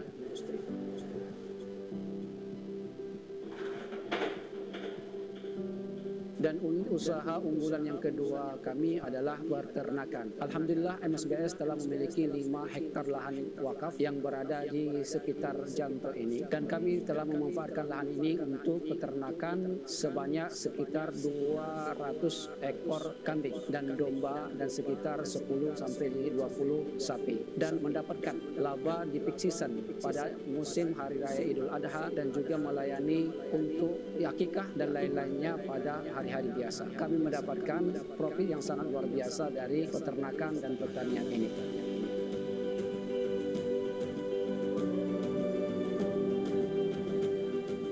Terakhir kami ucapkan ribuan terima kasih kepada Baitul Mal Muamalat, Pemda Aceh Besar, Dinas Pendidikan, Baitul Mal Aceh, Bank Indonesia telah membantu kami dalam mendirikan unit usaha ini demi kepentingan kemandirian MSBS. Semoga ikhtiar kita ini adalah salah satu ikhtiar untuk membangun agama negara yang kita cintai ini demi mencerdaskan kehidupan bangsa. Itu sekilas dari unit usaha kami. Pertama percetakan dulu, lanjut. Atau struktur dulu. Kami mengelola untuk unit usaha ini secara profesional 100% labanya untuk anak yatim tadi, 122. Walaupun dalam prediksinya pada hakikatnya belum mencapai ya 122 karena 30% dari santri kami itu adalah duafa. Jadi masih disubsidi oleh Baitul Mal Muamalat Jakarta, kadang-kadang juga dari Bank Muamalat, ada juga dari unit usaha ini. Kami dan juga SPP. Kalau SPP di MSBS ini sekitar 700.000 rupiah sampai 750 dan juga ada yang 100.000, ada yang 200 tergantung kemampuan wali tersebut. Karena kami berangkat dari sekolah gratis dulu untuk menjadi mandiri. Kami sudah diwanti-wanti oleh Bank Muamalat juga dan Baitul Mal Muamalat untuk mandiri di tahun 2026. Maka kami berupaya sangat untuk berusaha sekuat tenaga bagaimana nantinya sampai 20% capaian dari biaya operasional kami ditanggung dari unit usaha ini. Dan kami kelola 100%. Dan laba 100% itu adalah untuk anak yatim, sedangkan yang setelah dipotong untuk pengelola-pengelola yang lainnya. Kalau pengelola sesuai dengan gaji bulanannya atau sesuai dengan laba dari unit usaha tadi. Langsung. Ya, unit usaha percetakan sejarahnya ini dibantu oleh Baitul Mal Muamalat dengan modal 380 juta awalnya kami dirikan di depan Polda dulu. Tapi karena kami tidak kuat, akhirnya kembali ke Janto. Setelah di Janto lumayan, profitnya sangat luar biasa walaupun di Janto kami menjualnya secara online. Bisa Shopee, bisa dari online dan bisa dengan blasting WA, digital marketing. Kami mengajarkan kepada anak-anak juga karena kita grafika, mengajarkan digital marketing, fotografi, videografi dan semuanya kami manfaatkan. Alhamdulillah dengan cetakan ini orderannya dari luar Aceh ada. Dari kota Banda Aceh dan juga semuanya ada. Kerjasama bisnisnya yang banyak kita bekerjasama dengan Pemda Aceh Besar karena daerah itu perkantoran. Kami menyampaikan kepada mereka ini membantu anak yatim. Akhirnya kita dirikan, mereka menginginkan legalitas koperasi. Kami dirikan sebuah koperasi nanti supaya agak lebih mudahnya diminta CV. Karena ini CV itu adalah pribadi, kami sampai saat ini untuk migrasi supaya tidak ada konflik interest nanti, kami tetap mengadakan koperasi untuk legalitas unit usaha kami. Ya. Produksinya seperti tadi, alhamdulillah produksinya percetakan ini menjadi tempat magang anak santri mengasah skill mereka di percetakan ini supaya mereka setelah tamat dari pesantren bisa membangun unit usaha di tempat lain. Alhamdulillah alumni sekarang sudah ada yang mendirikan percetakan juga di Banda Aceh namanya Design dan juga mereka sudah memiliki omset yang sangat luar biasa, dan ke depan harapannya adalah santri yang mandiri, go digital. Kalau infrastrukturnya, ya, fasilitasnya masih menggunakan fasilitas pesantren yang dibangun, dan ada juga yang kami tambah dari laba unit usahanya. Dan alhamdulillah tambahan dari mesin cetaknya dari Baitul Mal Aceh dan juga dari BI tahun 2018-2019. Langsung lanjut. Ya, unit usaha peternakan ini kita mulai di 2017. Bantuan juga dari Baitul Mal Muamalat dulu sekitar 172 juta. 172 juta ini kami gunakan untuk semuanya, untuk pembelian kambing, sapi. Tapi yang terbanyak sekarang kalau kambing kami kelola sendiri, sedangkan sapi kami titip kepada masyarakat untuk memberdayakan masyarakat sekitar. Seperti tadi ada santri kita yang mengelola dan setiap hari, dan guru-guru. Ya, tapi yang paling setiap standby setiap hari adalah alumni kita. Kita memberdayakan alumni supaya mereka setelah tamat belum dapat pekerjaan atau belum mampu kuliah, kita carikan beasiswa. Sebelum itu kita pekerjakan di sana. Alhamdulillah kami sendiri sudah mengirim keluar Aceh santri kami untuk mendapatkan beasiswa itu sekitar sampai 46 orang. Ada yang ke NTB, Jakarta, dan hampir di seluruh Indonesia. Lainnya langsung lanjut. Untuk usaha selanjutnya, next. Ya, usaha minimarket, ya kalau usaha minimarket ini kami masih skala kecilan karena dibantu dulu 36 juta, sekarang asetnya baru 96 juta yang dikelola oleh guru dan santri, dan mayoritas ini masih dalam target pasarnya masih santri, belum keluar. Kami coba untuk nanti membangun minimarket betulan di Kota Janto, namun sampai saat ini belum terrealisasi karena infrastruktur yang kita inginkan dengan modal yang sangat luar biasa belum. Mudah-mudahan ini sebagai ikhtiar kami untuk mendirikan minimarket. Dan penyetornya semuanya penyetor di minimarket ini untuk makanan untuk kue yang kue kering, itu khususnya kue kering itu dari masyarakat sekitar. Lanjut. Ya, untuk usaha kafetaria. Untuk usaha kafetaria kita dirikan dulu dari tahun 2010. Karena 2006 sampai 2009 itu masih dikelola oleh masyarakat sekitar. Oleh guru, belum memiliki badan usaha. Sekarang kita udah kelola 100% keuntungan untuk pondok atau pesantren kita. Dan alhamdulillah sudah membuat menciptakan lapangan kerja dari masyarakat sekitar. Mereka menyetor kue dan alhamdulillah mereka sudah mendapatkan fasilitas tambahan income. Dan juga penyetornya dari guru, dari istri guru yang tidak mengajar dan juga masyarakat sekitarnya. Ini yang baru unit usaha laundry. Ini baru sekali baru 1 bulan yang lalu dengan untungnya masih sangat kecil. Tapi ini karena kami ingin meningkatkan kepada santri kami nanti, SPP-nya sudah termasuk laundry untuk tahun pertama. Karena santri baru ini terkendala di tahun pertama ini kadang-kadang gatal, SKBS atau apa yang lain karena malas mencuci atau tidak tahu cara mencuci. Maka di tahun awal kami fasilitasi SPP atau uang makan sudah termasuk usaha laundry. Dan alhamdulillah baru berjalan 1 bulan sudah menunjukkan profit angka yang sangat luar biasa bagi kami walaupun masih kecil.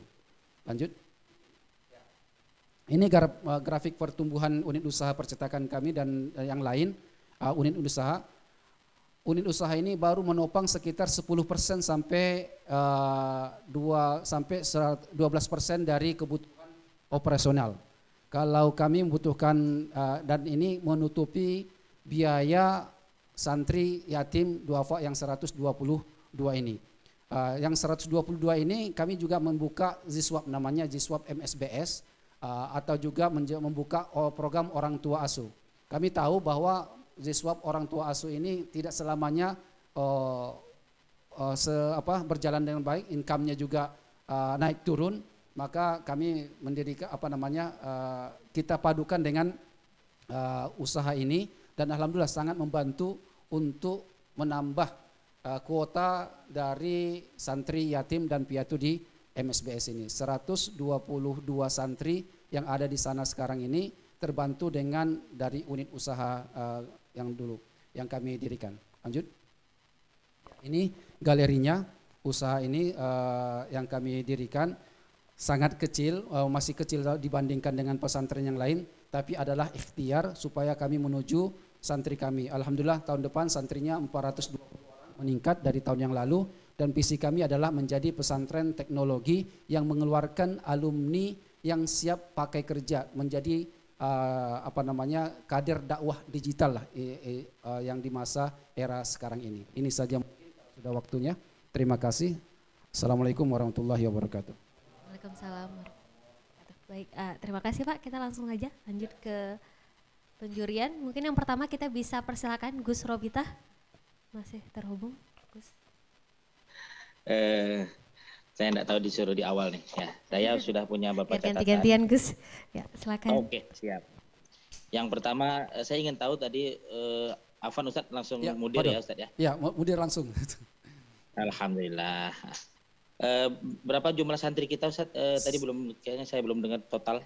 Untuk tahun ajaran 2022-2023 376 Ustadz. Gus. Oh iya, nah ini luar biasa dengan jumlah santri yang bisa dikategorikan belum banyak lah ya. Belum banyak. Kalau tadi saya perhatikan sudah di atas 1000 yang 2 pesantren sebelumnya. Ini wajar kalau unit usahanya banyak dan berjalan karena mereka punya kekuatan kuantitas. Nah, tapi bagi pesantren yang masih di bawah 500 ini dengan sudah menjalankan unit usaha ini sudah luar biasa. Tapi di sini saya melihat bahwa status pesantrennya ini kan dari semenjak yang bantuan tsunami ya Ustaz ya, dari bahkan ini dari World Bank ya, Islamic IDB, Development Bank. Kemudian Bank Muamalah. Nah sekarang apakah yayasan atau masih dari mereka? Masih yayasan Baitul Mal Muamalat. Yayasan ini pribadi atau masyarakat bersama-sama? Masyarakat bersama-sama dan anak lembaga amil zakat dari Bank Muamalat. Oh, berarti bukan punya keluarga atau pribadi? Bukan punya keluarga, bukan punya pribadi. Ya. Kemudian ini masih ada pembayaran SPP 700 sampai 750. Betul. Itu sudah termasuk makan ya Ustaz ya? Sudah termasuk. Oke. Nah kemudian ada sekitar 120 orang yatim ya yang mungkin ini diinikan oleh Ziswaf ya Ustaz ya? Ya betul. Nah jadi pertanyaan saya tadi ada 10 sampai 12% ya yang betul. Untuk operasional. Betul. Selebihnya berarti masih bergantung di ini. SPP. Di sini saya mencatat ada 4 ya unit usaha percetakan, minimarket, kafeteria, laundry Ustaz ya. Ya. Peternakan satu lagi. Tadi saya lihat ada kambing juga ya. Ya. Ada ini. Nah itu semua apakah tadi sudah baru berapa persen? Nah sifatnya seperti apa dengan yang memodalkan Ustaz? Permodalannya dari mana? Ini kalau saya lihat kan dari jumlah santri belum kuat lah. Ya, secara finansial belum kuat. Saya ingin tahu permodalannya dari mana Ustaz? Permodalannya tadi dari yang utama dari Baitul Mal Muamalat Ustaz. Oh ada Baitul Mal. Baitul Mal Muamalat, lembaga amil zakatnya Bank Muamalat. Kemudian yang kedua ini MSBS ya, saya lihat nama ininya MSBS udah punya brandnya, saya lihat ada beberapa pakai rompi tadi. Ya. Sejauh mana yang sekarang untuk keluar, ini lebih dominan yang di dalam atau lebih keluar? Untuk percetakan dominan keluar Ustaz. Keluar. Kita di pintu gerbang kita ditaruh dan pasar kita 70% luar. 70-80% luar. Sedangkan dalam hanya 10-20% kecil untuk dari dalam. Untuk tadi saya melihat di video. Ya, untuk peternakan masalah SDM karena waktu kita singkat, saya dapat jawaban. Untuk SDM-nya saya lihat di video tadi itu ada beberapa yang keterlibatan santri mencetak sejauh mana keterlibatan santri, seberapa banyak santri yang terlibat dalam unit usaha ini dan seperti apa sedikitlah pembagian tugas mereka sebagai santri dan mereka terlibat dalam unit ekonomi. Yang orang yang bekerja profesionalnya ada Ustadz, alumni kita juga dan kita gaji sesuai dengan UMR atau sesuai dengan penghasilan kita yang UMR di Aceh besar khususnya. Sedangkan santri kita ini mereka magang di sana sesuai dengan jam, sesuai dengan materi pelajaran mereka. Karena kita kegrafikaan, ada namanya produksi grafika, ada juga desain gitu. Jadi ada pembagian waktu ada lah ya Ustaz pembagian ya. waktu Ustaz. Tapi ini ada SMK-nya Ustaz ya? Iya, Apakah kita SMP, SMK-nya sesuai SMK. dengan SMK jurusannya apa aja di situ? Grafika, Jurusannya? cuma baru satu multimedia. Oh, memang sesuai dengan salah satu unit usaha kita Iya, percetakan. Sesuai. Ya, Tania, bagus. Terima kasih Ustaz. Ya, sama. Baik, terima kasih Gus Robita. Kita lanjut dari Pak Rizaldi. Pak. Ya, baik, silakan. Terima kasih. Assalamualaikum warahmatullahi wabarakatuh. Waalaikumsalam warahmatullahi Singkat wabarakatuh. saja, tadi di sebagian unit usaha di daerah MSBS Ya, betul. Nah, itu ada usaha peternakan dan percetakan sebagainya. Di situ kalau tidak salah saya dengar tadi permodalannya masih dengan Bank Muamalat. Baitul Mal, Baitul Mal Muamalat. Dan sebagian besar manfaat daripada usaha ekonomi di daerah MSBS itu untuk penyantunan santri yatim. Ya, betul. Jadi yang ingin saya tanyakan, selain santri yatim, penyantunan santri yatim, apakah ada juga untuk operasional daerah, baik peningkatan mutu pendidikan di daerah tersebut maupun peningkatan kapasitas lainnya daripada usaha pemberdayaan ekonomi daerah yang ada di MSBS. Demikian. Untuk mayoritasnya masih terseret ke beasiswa yatim duafa, masih hanya sebagian kecil untuk peningkatan.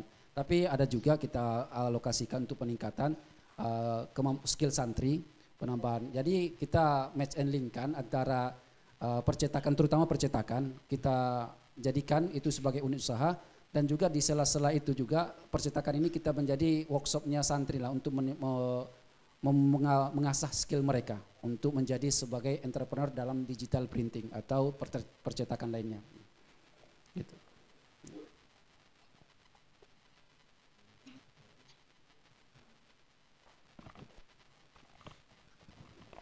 Baik, terima kasih Pak Rizaldi. Kita lanjut ke Mas Indra, silakan Mas. Ya, baik, terima kasih. Ini mungkin salah satu yang layak diapresiasi ya, karena yang pertama terkait dengan konsep hulu dan hilir, karena saya sangat concern terhadap hal tersebut gitu ya. Dimana tadi untuk sumber daya manusianya dari SMK-nya, kemudian nanti disalurkan juga gitu kan ya. Jadi bukan hanya terkait dengan belajar di santri, tapi juga membantu untuk bagaimana kedepannya santri itu bisa kontribusi di perekonomian gitu. Betul. Terus kemudian juga tadi terkait dengan bagaimana Ustadz bisa menyelesaikan permasalahan yang awalnya pencetakannya itu di Banda Aceh kemudian kurang profit, tapi kemudian akhirnya bisa pindah ke Janto dan memanfaatkan digitalisasi, itu juga sangat layak untuk diapresiasi gitu ya. Jadi itu dua hal yang mungkin penting untuk ada di sebuah pesantren, itu memikirkan terkait dengan hulu dan hilir, dan kedepannya terkait dengan digitalisasi kalau misalkan berbicara terkait usaha unit pesantren, karena tidak bisa dipungkiri pasti digitalisasi itu kedepannya udah menjadi suatu hal yang pasti dibutuhkan gitu kan. Nah terus kemudian di tahun 2026 itu kan rencananya mau mandiri full 100% ya Ustadz. Nah mungkin itu boleh diceritakan lagi terkait dengan apa sih sebetulnya inovasi kedepannya dan rencana pengembangannya sehingga bisa yakin di tahun 2026 itu bisa mandiri gitu, selain mungkin dengan bisnis yang udah ada kayak gitu. Mungkin itu Ustadz. Ya, pertama kami ingin sinkronkan santri mandiri, kami maunya 80% dan 20% yatim. Dan dari 20% ini secara kalkulasi kami dari unit usaha insya Allah mencapai bisa menutupi, membiayai siswai tentang anak yatim ini supaya tidak keluar dari khitoh kami, karena khitohnya IDB membangun ini jangan hilang. Kalau santri yatim tsunami konfliknya sudah habis, yatim umum juga harus di sini. Jadi kami setelah kalkulasikan antara ada terjadi subsidi silang SPP nanti dan kekurangannya kami dari unit usaha dan juga dari subsidi dari Baitul Mal Muamalat dan juga jiswab kami yang kami kelola dan orang tua asuh. dalam kalkulasinya ini dari yang kami dapatkan sekarang ini, insya Allah sekarang udah 12%, insya Allah di 2026 sudah 20% tercapai, insya Allah 20% tercapai untuk menutupi kekurangan dana operasional kami untuk anak yatim, piatu dan duafa sini. Ya, dan alhamdulillah kami mendapatkan bantuan kemarin dari Baitul Mal Aceh digital printing. Ya, sekarang lumayan ya, sudah mendapatkan 10 sampai 20 juta per bulan. Insyaallah kami akan tingkatkan lagi sampai dengan percetakan-percetakan yang lain, insyaallah.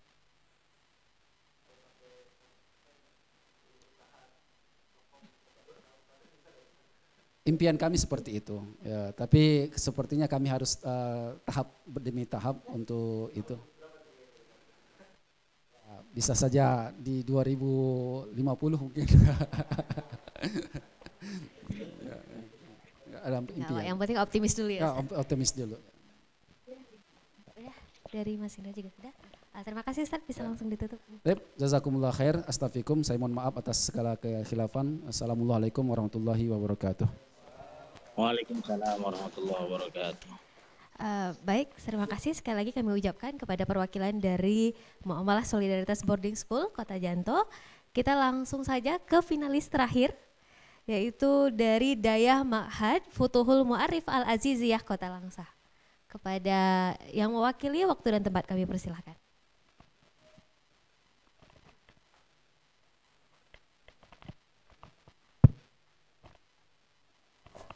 Assalamualaikum warahmatullahi wabarakatuh. Waalaikumsalam warahmatullahi wabarakatuh. Langsung saja, perkenalkan, nama saya Muhammad Fandi. Saya santri atau guru Dayah Futuhul Mu'arif Al-Aziziyah, dan saat ini saya sedang menjabat di bidang multimedia. Kemudian boleh next. Sedikit saya ceritakan histori berdirinya Dayah Futuhul Mu'arif. Futuhul Mu'arif adalah lembaga pendidikan Islam Salafiyah, sama seperti daerah yang lain, yang tulen bermadhab Syafi'i atau kita juga sering menyebutkan dengan Dayah. Kemudian histori pendiriannya, Dayah ini berdiri di tahun 2011. Di tahun 2011 dan diresmikan oleh Abu Mudi pada tahun 2014. Ini merupakan Dayah cabang dari Dayah tertua. Dari Dayah Mudi Mesra Samalanga. Kemudian pada dasarnya Dayah ini bernama dengan Bustanul Mu'arif, bukan Futuhul Mu'arif. Kemudian dari Dayah Bustanul Mu'arif ini didirikan oleh Abu Serikit, biasa kami sebut dengan nama Abu Serikit.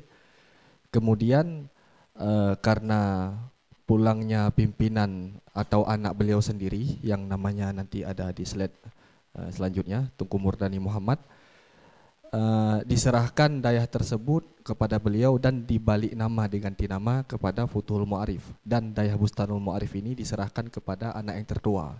Itu sedikit histori tentang pendirian Dayah. Boleh next. Kemudian alamat Dayah ini bertempat di Kampung Serigit atau di bersebelahan juga di Dayah di Simpangle, di Kampung Simpangle, dan mungkin lebih tepatnya dekat terminal terpadu Kota Langsa. Itu sedikit alamat. Kemudian next. Saat ini Dayah Futuhul Mu'arif Al-Aziziyah telah memiliki kurang lebih 1.600 santri putra. Ini juga sama seperti santri putra dan putri yang berasal dari berbagai daerah dalam Provinsi Aceh.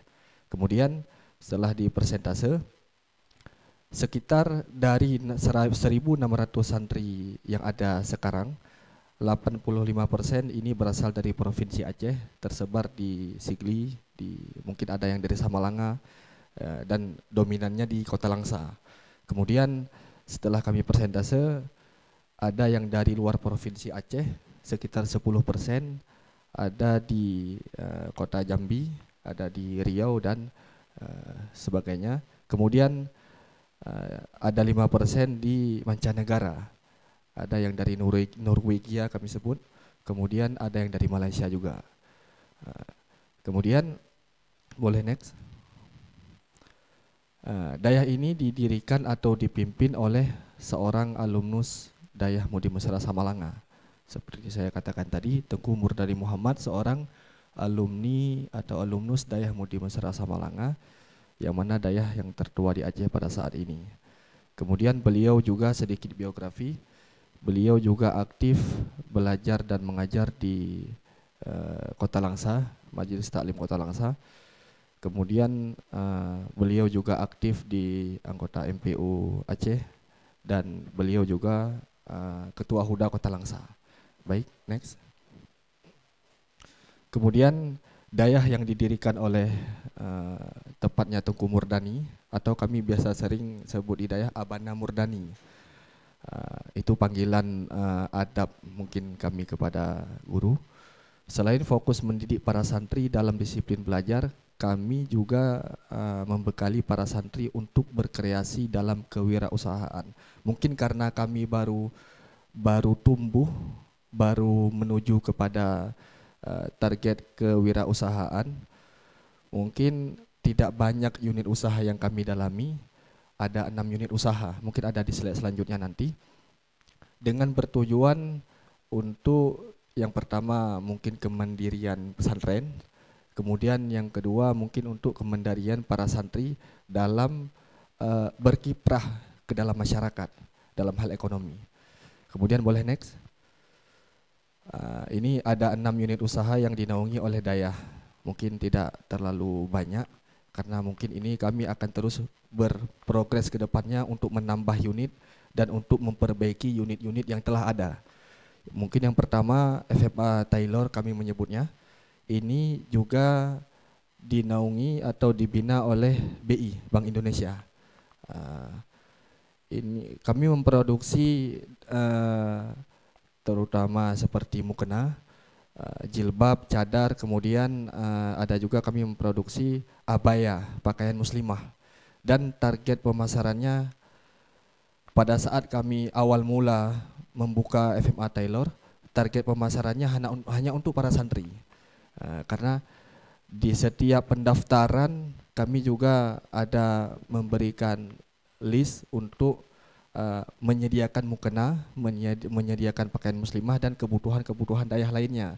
Kemudian karena seiring berjalannya waktu, stok ataupun produksi dari FMA Taylor tidak bisa hanya untuk para santri. Kami juga terus berkembang, berprogres, dan saat ini penjualannya ada dari offline, media offline dan media online kepada beberapa kota di Aceh. Seperti ada pemesanan dari Perlak, dari Sigli dan dari kota-kota lainnya. Mungkin ini masih melalui WhatsApp. Kemudian kami punya warung kopi atau FMA Coffee. Di sini juga tujuannya untuk mempermudah para santri ketika dalam hal minuman ataupun pangan, minuman dan sebagainya. Kemudian dalam FMA warung kopi FMA ini juga menyetok beberapa produk hasil masyarakat sekitar seperti kue-kue dan keripik dan sebagainya. Ini juga tujuannya untuk membantu masyarakat sekitar agar terbangkitnya ekonomi dengan bekerja sama di pihak Dayah. Kemudian kami juga ada depot air minum. Ini isi ulang. Mungkin kalau ditanya dari mana dananya untuk ada depot air minum dan semua unit usaha, kami hanya dibantu oleh partisipan Dayah. Selain daripada Dayah sendiri, kami juga dibantu oleh partisipan Dayah dengan swadaya masyarakat. Mungkin selain daripada bantuan BI juga dibantu oleh swadaya masyarakat. Boleh dalam bentuk infak dan sebagainya. Kemudian kami juga punya maktabah. Maktabah ini kami bersifat menyetok kitab dengan bekerja sama dari grosir-grosir kitab yang mungkin sudah besar di Aceh. Kami hanya menyetok kitab dan kami sebarkan di dalam Dayah dan di luar Dayah. Kemudian juga kami punya FMA Litijarah. Ini sifatnya juga menyetok barang dari FMA Taylor seperti abaya ataupun pakaian muslimah lainnya, cadar, kemudian ada jilbab mukena syar'i, kemudian ada lagi seperti apa logo Dayah, simbol Dayah. Kemudian apa yang dibutuhkan oleh Dayah, kami stoknya di FMA Litijarah. Ini seperti toko, tapi bukan dalam bentuk toko, masih di dalam komplek Dayah. Apapun yang diproduksi oleh FMA Taylor kami menyetok di FMA Litijarah. Kemudian kami juga ada koperasi Dayah. Ini sifatnya seperti katakanlah kantin untuk memberikan kebutuhan-kebutuhan yang dibutuhkan oleh para santri. Kemudian yang dibutuhkan oleh para wali murid juga, karena kami targetnya selain daripada santri, wali murid, dan ini tempatnya sentral, pas di depan gerbang Dayah. Dulunya koperasi FMA ini letaknya bersebelahan di warkop FMA di dalam, karena menimbang wali santri juga butuh kepada koperasi FMA, kami memindahkannya di dekat gerbang Dayah. Kemudian di semua, boleh next?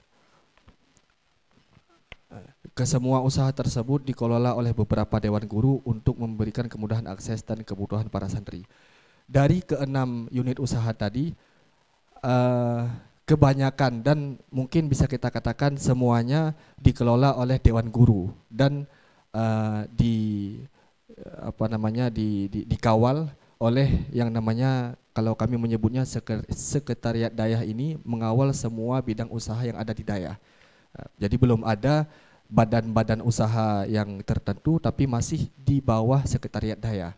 Karena kami ada struktur kepemimpinan, kemudian ketua umum, ada bendahara, dan ada sekretariat umum.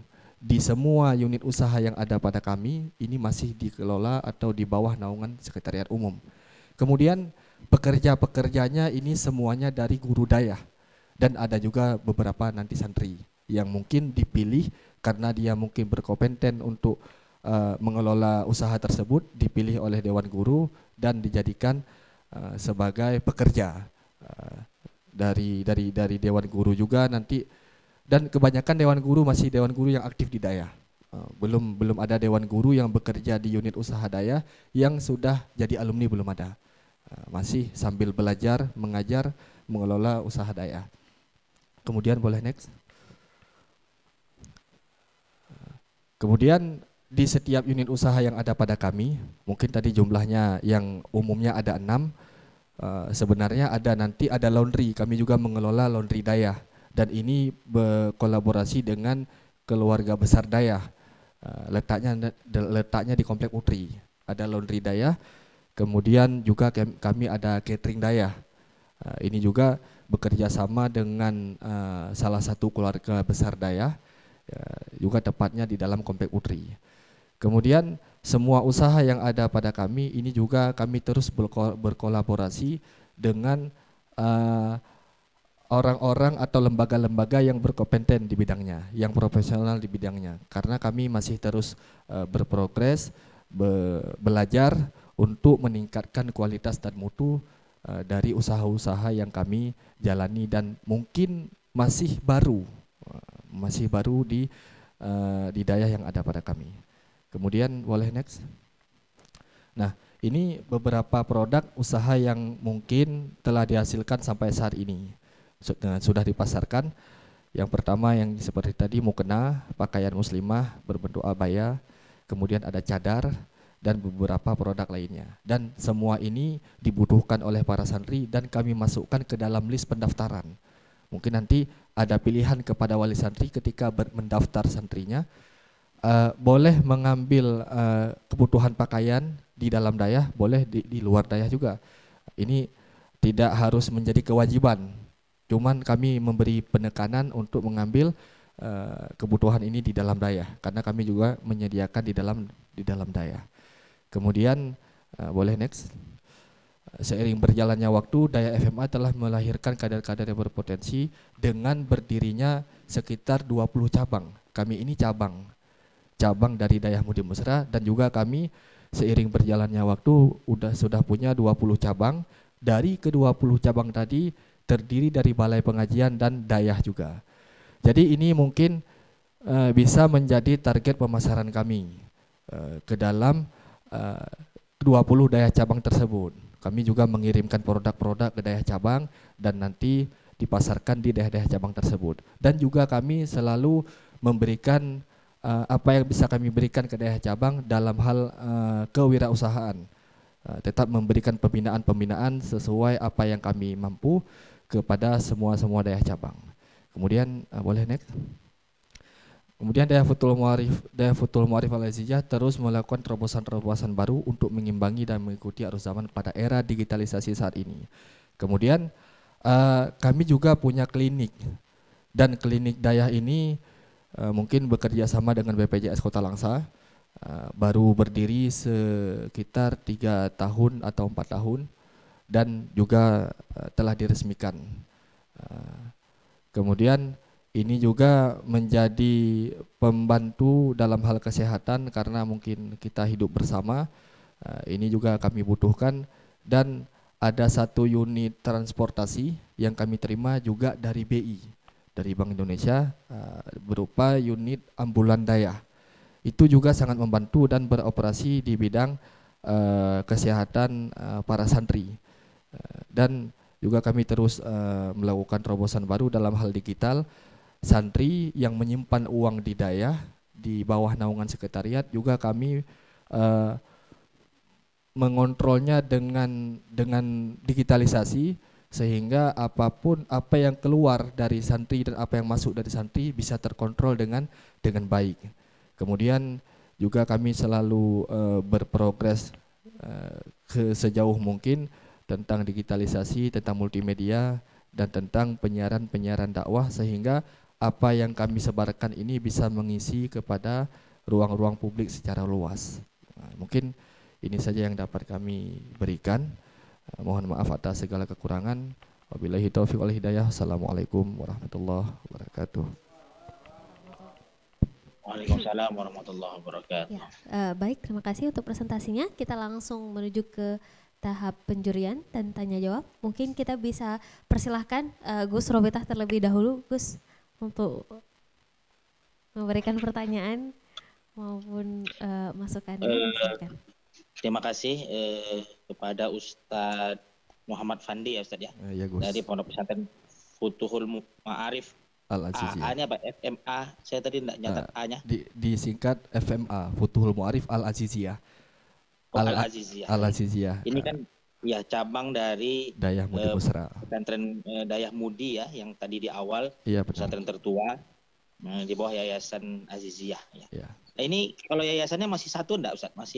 Masih dengan yang sudah apa, jadi yang lembaga, Gus. Lembaga terpisah. Berarti di sana ada Bustanul Mu'arif.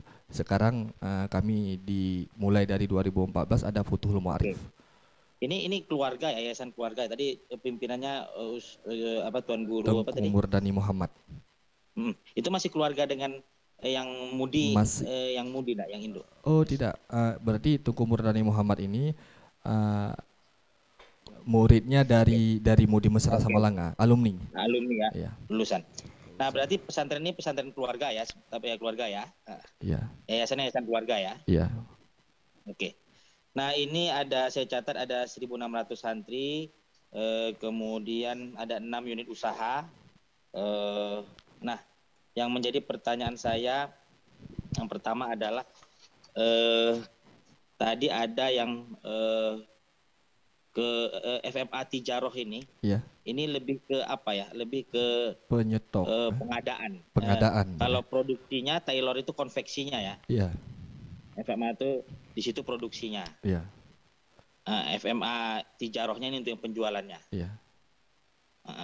Kemudian tadi ada depot. Oh ya, ini yang mau saya tanyakan. Diawasi oleh sekretariat Dayah ya. Iya. Nah, kalau yang saya catat dari yang pesantren sebelumnya itu mereka sudah ada tersendiri. Kalau di Mudi itu ada BUMD ya, Badan Usaha Milik Dayah. Kemudian kalau yang tadi sebelumnya juga ada yang ada UMB. Nah, itu kan terpisah manajemennya. Yeah. Manajemen terpisah. Memang kalau dari bantuan inkubasi itu diharapkan kita punya nanti BUMPES, Badan Usaha Milik Pesantren. Iya, benar. Jadi cara pengelolaan terpisah. Nah, saya ingin tanya ini, berarti kalau diawasi oleh Sekretariat Dayah, berarti secara struktural ekonomi ini masih ada intervensi dari struktur pesantren. Ya. Sejauh mana pemisahan struktur pesantren dengan ekonomi ini? Apakah memang ekonomi ini langsung dikontrol oleh pesantren secara struktur? Nah, sedangkan pesantrennya adalah pesantren yayasan. Ya. Jadi dua hal lah ini. Pertama, sejauh mana intervensi dari pesantren dalam hal manajemennya, seperti apakah ada pemisahannya. Kemudian di sini juga pemilik pribadi yayasan, sejauh mana keterlibatan yayasan terhadap ekonomi pondok pesantren. Itu saja. Ya, Terima kasih. Gus. Mungkin sedikit saya jelaskan, ini sudah lembaga Gus, bukan yayasan. Lembaga udah bukan pesantren keluarga. Kemudian terkait tentang dikelola oleh Sekretariat Dayah atau Sekretariat Umum, oleh Sekretariat Umum ini mereka menugaskan Dewan Guru untuk mengontrol, tapi bukan atas nama badan, karena kami mungkin masih baru, belum terbentuk badan usaha, tapi dikomandoi oleh Sekretariat Umum dan diutus beberapa Dewan Guru untuk mengontrol keuangan-keuangan ataupun jalannya usaha yang ada di Dayah. Seperti nanti misalnya ada warung kopi, ada 1 orang guru atau 2 orang yang mengontrol tentang usaha warung kopi. Kemudian ada guru lain yang terpisah yang mengontrol seperti depot, kemudian ada FM Ali Tijarah.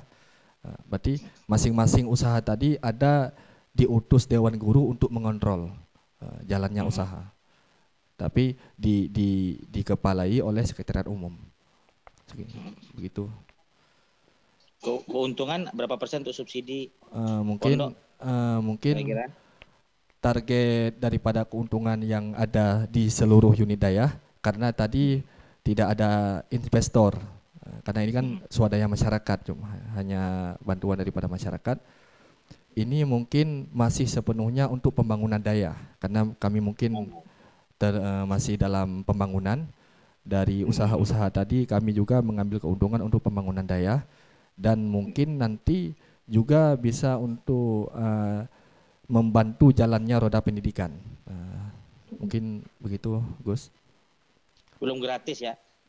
SPP sekitar berapa? Kalau SPP sekitar bulanannya itu, kalau dulunya kami 10.000, kalau sekarang udah 40.000. Itu bulanannya.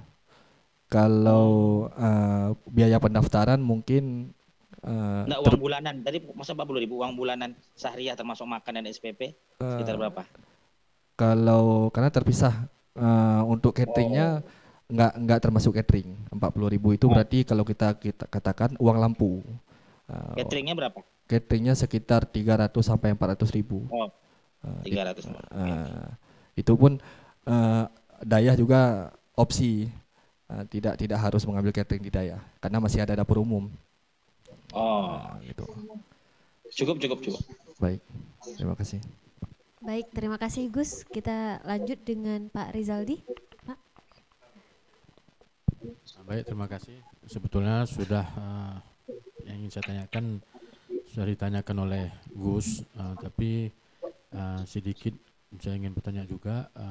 Modal usaha pemberdayaan ekonomi dari Dayah Futul Ma'arif ini bersumber dari mana dan sebesar apa kontribusi daripada hasil usaha pemberdayaan ekonomi Dayah Futul Ma'arif ini untuk Dayah yang tadi saya sampaikan sebagian besar untuk pembangunan sarana prasarana.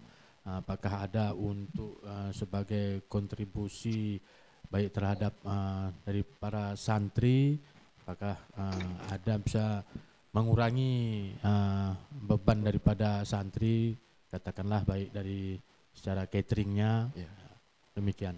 Baik, terima kasih pertanyaannya. Kalau untuk modal usaha dari masing-masing unit, mungkin ada juga yang dari Dayah mandiri dalam hal modal usaha, kemudian kebanyakan dari para jamaah, para partisipan Dayah Ini hanya 2 sumbernya, dari partisipan dan juga dari daya. Kemudian dari hasil yang ada di daya tadi, usaha tadi, untuk sampai saat ini masih belum banyak meringankan, karena mungkin skalanya masih kecil, belum skala besar, masih banyak belum meringankan beban-beban para santri dalam hal pembiayaan. Mungkin ada 1-2 santri yang kami targetkan, dan sampai saat ini sudah kami alokasikan dari hasil usaha tadi. Cuman belum dalam seperti badan seperti Mudi Peduli. Kemudian untuk ke daya, hasilnya untuk ke daya, yang pertama tadi untuk pembangunan itu sudah pasti. Kemudian juga untuk per bidang-bidang daya, kami juga ada multimedia, ada seperti FMA Tailor tadi, ada penjahit, ada kostum. Kami juga menyetok alat-alat kostum ataupun kegiatan-kegiatan kostum dari hasil penjualan ataupun pemasaran. Seperti pelatihan-pelatihan juga kami dari situ dananya. Kemudian untuk hasilnya jalannya roda pendidikan daya juga kami memanfaatkan dana ataupun hasil daripada usaha unit daya. Begitu sekiranya. Baik. Terima kasih Pak Rizaldi. Mungkin yang terakhir dari Mas Indra, silakan Mas.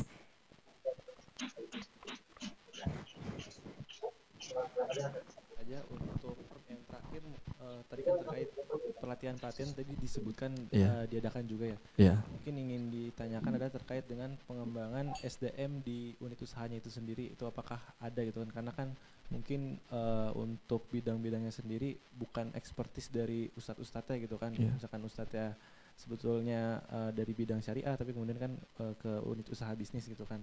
Terus kemudian yang kedua, mungkin proporsi terkait dengan unit usaha ini, pemenuhan pemasarannya itu internalnya berapa dan ke eksternal atau orang di luar pesantren itu berapa persen? Mungkin waktu itu. Terima kasih pertanyaannya. Terkait tentang SDM daripada unit usaha, kami dari setiap masing-masing usaha tetap selalu mengundang orang-orang atau partisipan yang mungkin ingin memberikan pelatihan agar terus berkembang, agar terus berprogres, yang nantinya ini diikuti oleh para santri semuanya. Kemudian terkait tentang pemasaran ataupun apa tadi, nilai. Oh gitu. Karena berangkat kami lahirnya unit usaha daya ini untuk meringankan para santri yang pertama, untuk memudahkan para santri untuk belanja ataupun kebutuhan-kebutuhan lainnya. Ya tentu targetnya karena utamanya kepada santri, lebih banyak untuk santri. Seperti mukena tadi menyebasa Aceh hantik barang ke santri. Nggak cukup stok untuk para santri.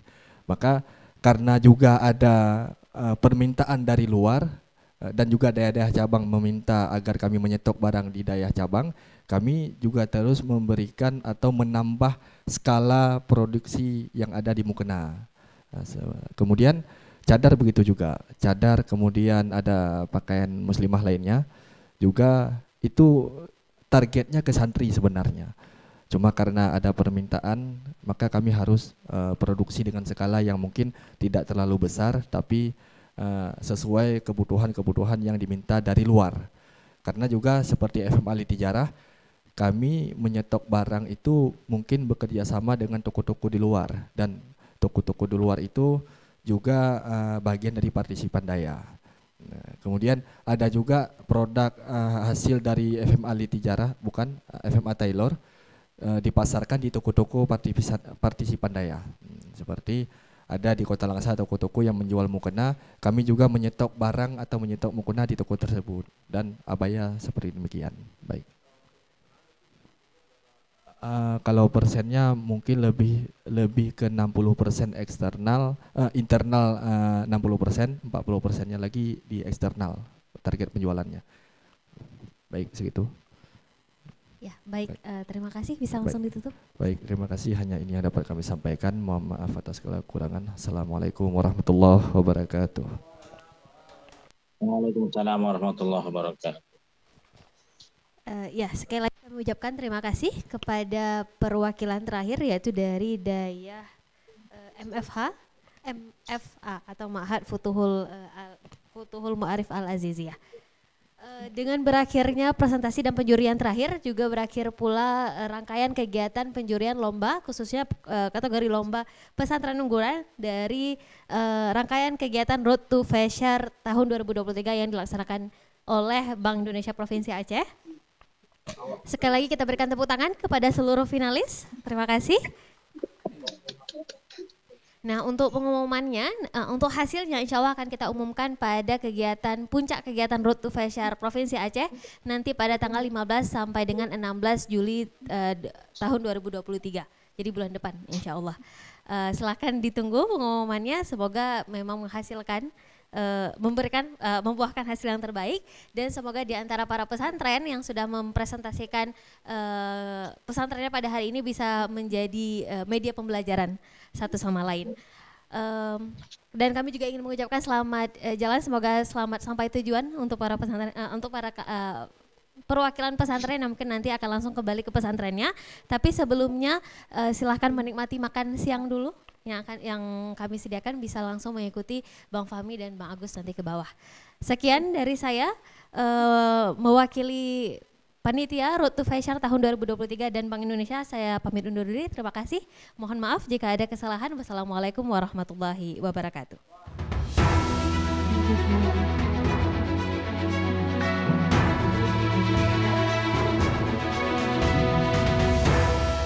Mungkin ada undangan, silakan makan siang. Yang jarak jauh nggak dapat.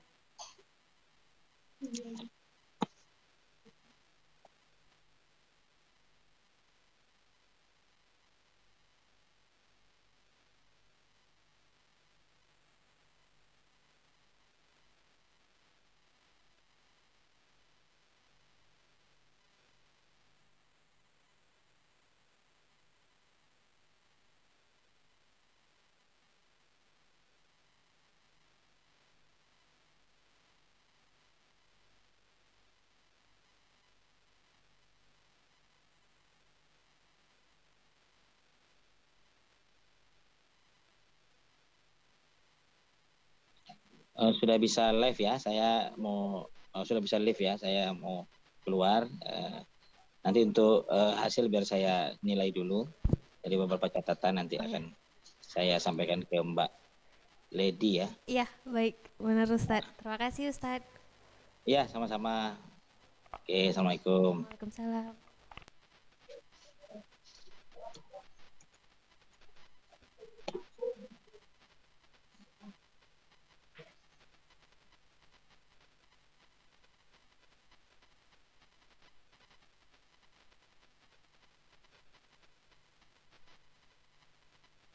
Cek. Alah sini. Cek wirelessnya tadi. Masuk. Tuh. Masuk. Harusnya masuk. Tuh barnya naik tuh.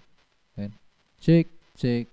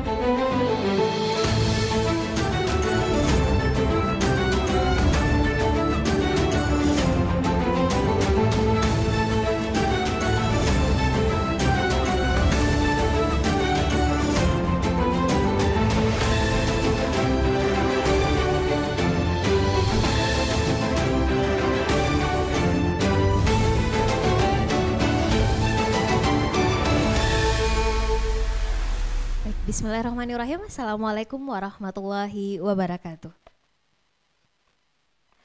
Alhamdulillah rabbil alamin, wassalatu wassalamu ala asyrafil anbiya'i wa mursalin wa ala alihi wa sahbihi ajmain, amma ba'.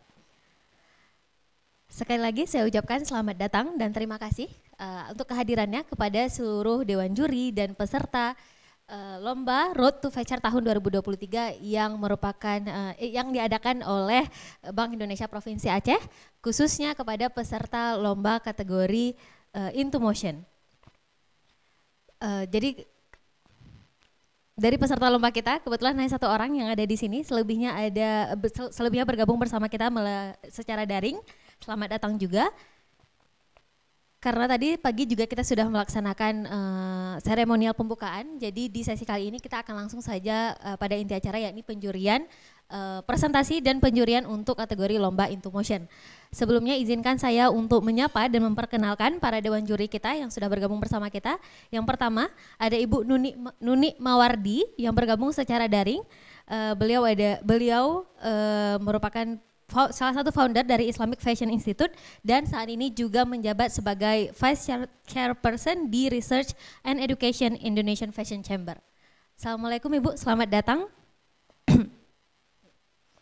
Selanjutnya juga bersama kita sudah hadir di sini Ibu Syukriyah Rusdi dari merupakan perempuan di balik brand Reborn 29. Selamat datang Ibu. Dan yang terakhir juga bersama kita ada Ibu Rahmi Fona dari Fona Nunukola. Selamat datang Ibu. Oke, baiklah, langsung saja kita menuju ke tahap presentasi dan penjurian. Sebelumnya izinkan saya juga menyampaikan mekanisme presentasi. Jadi setiap peserta akan diberikan waktu selama 20 menit, di mana terbagi menjadi 10 menit presentasi dan 10 menit tanya jawab dari para dewan juri. Sekian untuk mekanismenya. Ada pertanyaan mungkin dari sini atau dari Zoom?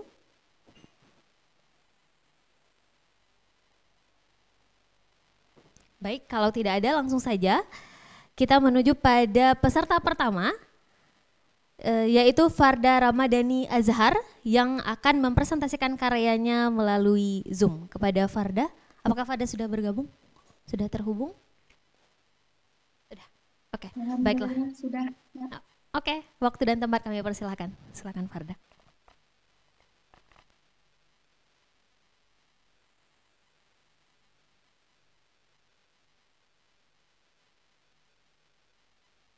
Sebelumnya, Assalamualaikum warahmatullahi wabarakatuh. Mohon izin kepada Bapak dan Ibu Dewan Juri, karena saya dalam proses lagi kembali ke daerah, jadi saya mohon izin untuk mengatakan karena saya sedang di lingkungan pesantren. Boleh ditampilkan slide saya?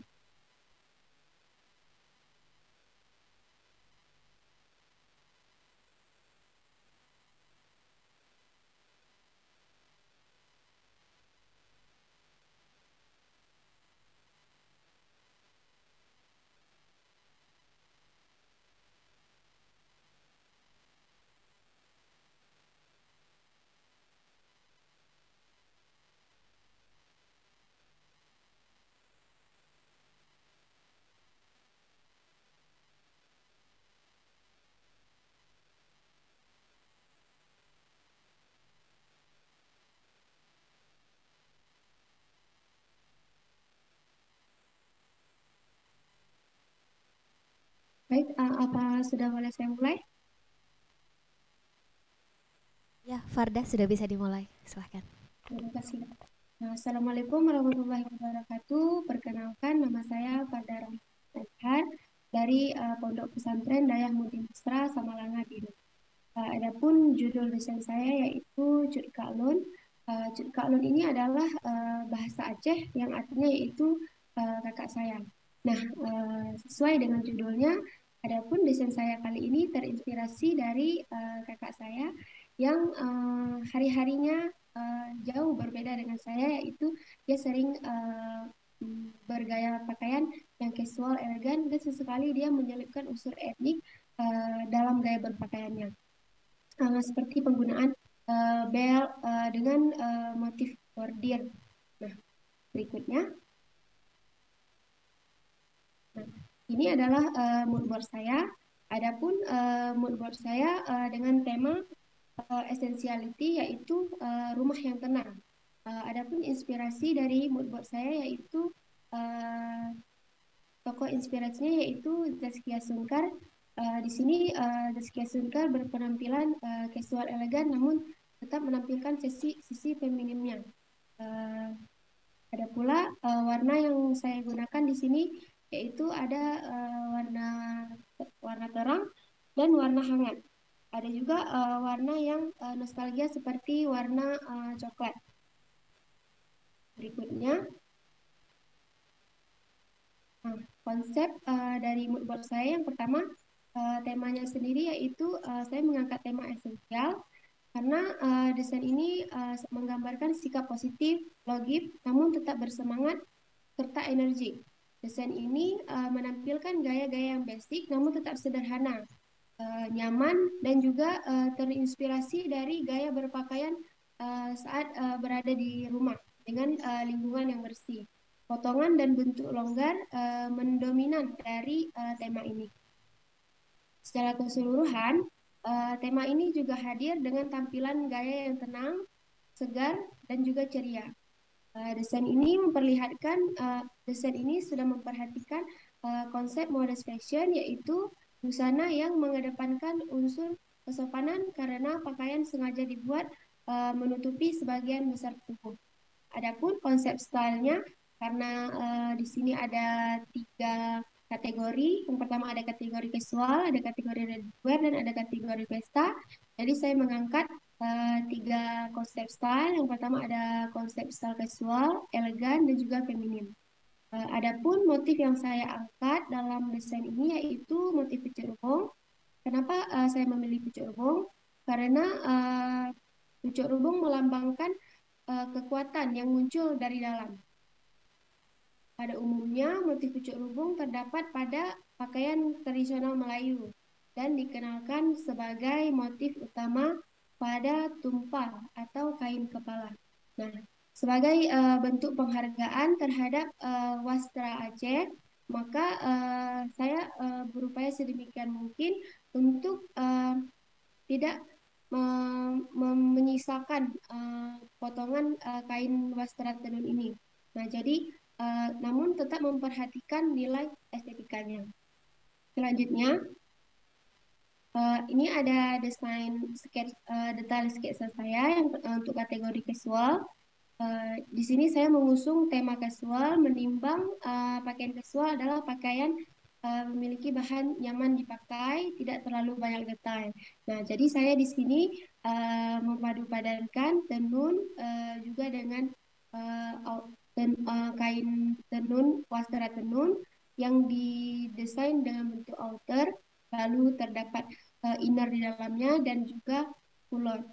Nah, untuk potongan pada kain pada outernya saya sedikit menambahkan detail, yaitu lipit pada sisi kiri dan juga kantong dengan jenis saddle pocket pada sisi kanan. Dan tak lupa saya juga menambahkan tali pinggang sebagai identitas keseluruhan desain. Sehingga terkesan adaptif, bahkan sering dipakai pada kegiatan-kegiatan formal. Adapun siluet yang saya gunakan dalam desain ini yaitu siluet H, yaitu garis lurus dari atas ke bawah. Perpaduannya pun warnanya tun terang dan tun gelap. Tun terangnya yaitu saya menggunakan 2 tun warna coklat, agak muda dan agak gelap, dan juga warna sentrik pada wastranya yaitu warna kuning. Nah, sehingga menampilkan sensasi yang elegan bila digunakan dalam acara-acara formal.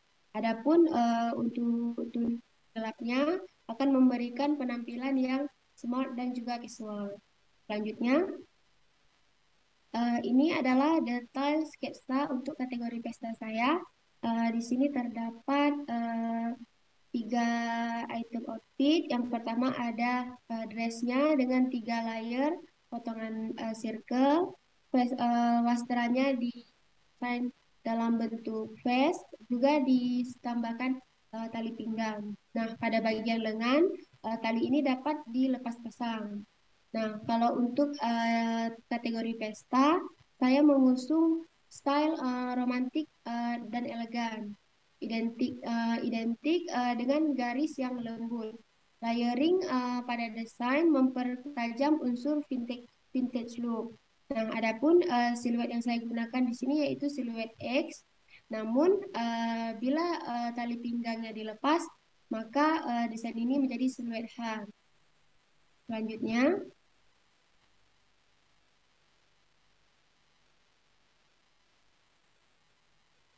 yang terakhir yaitu untuk kategori ready to wear.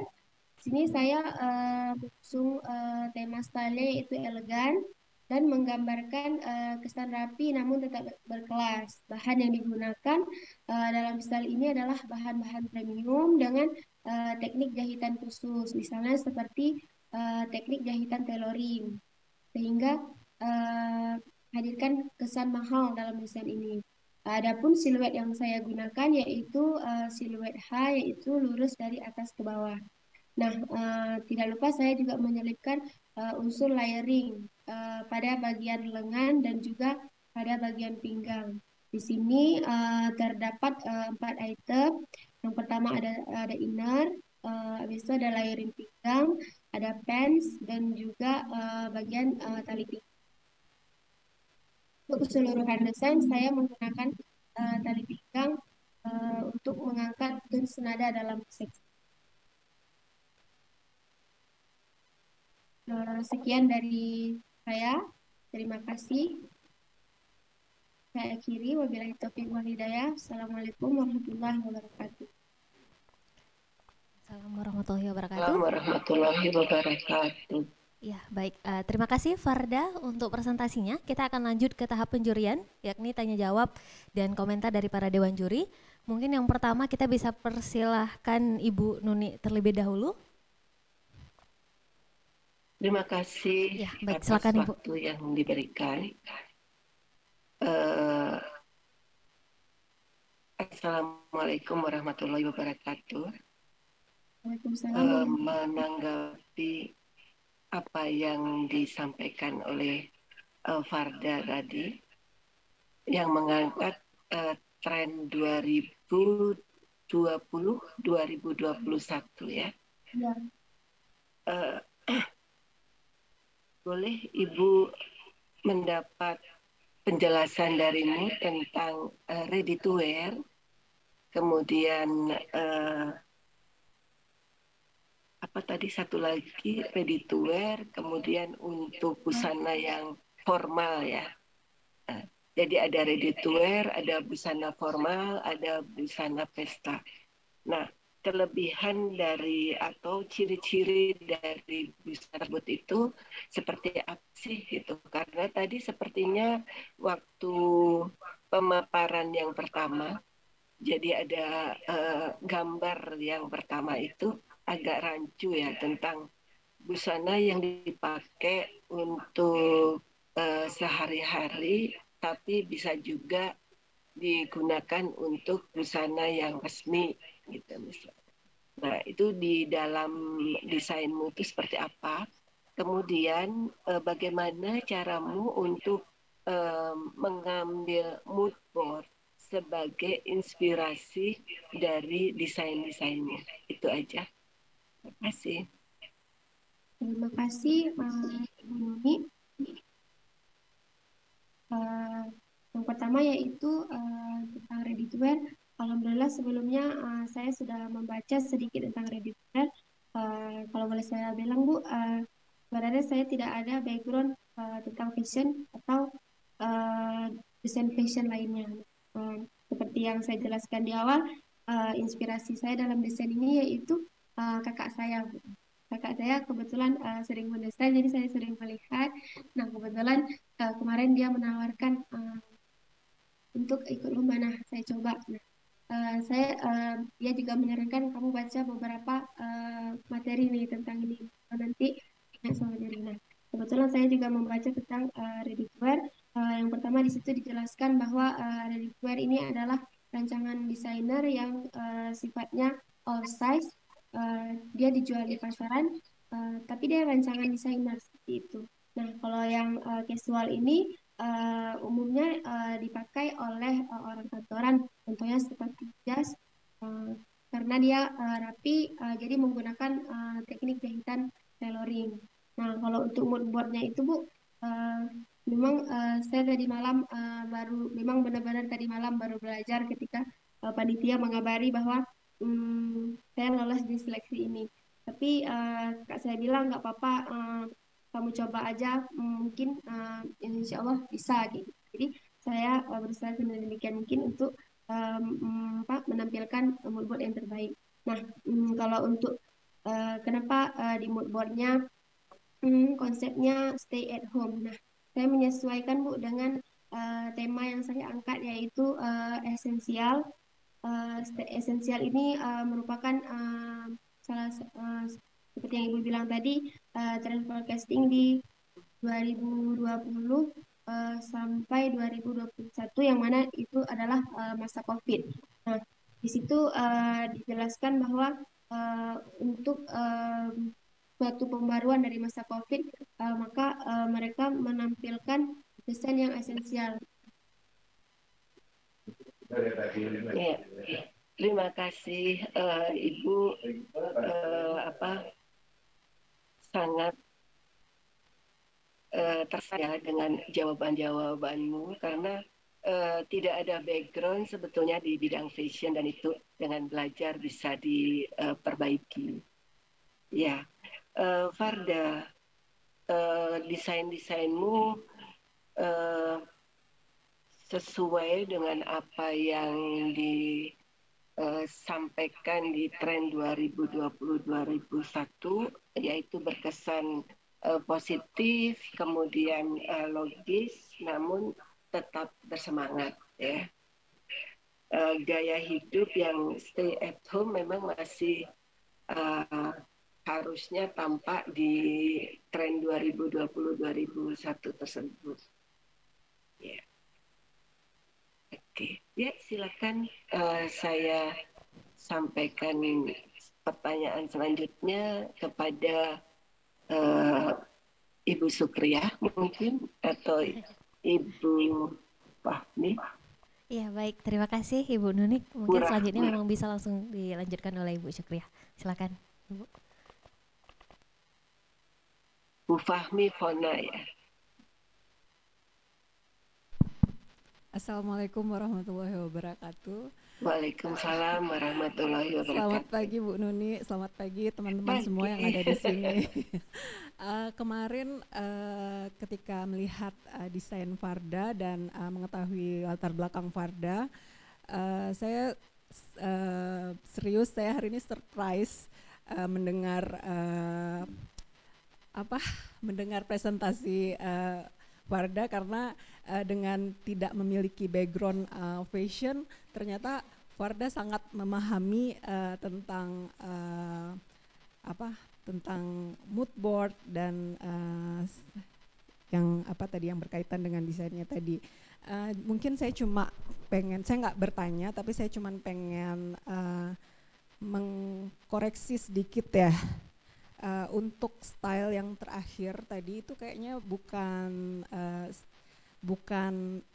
H, bukan H, tetapi itu lebih ke X. Tadi saya lihat beberapa desainnya itu stylenya itu lebih ke X gitu. Jadi karena tadi Farda itu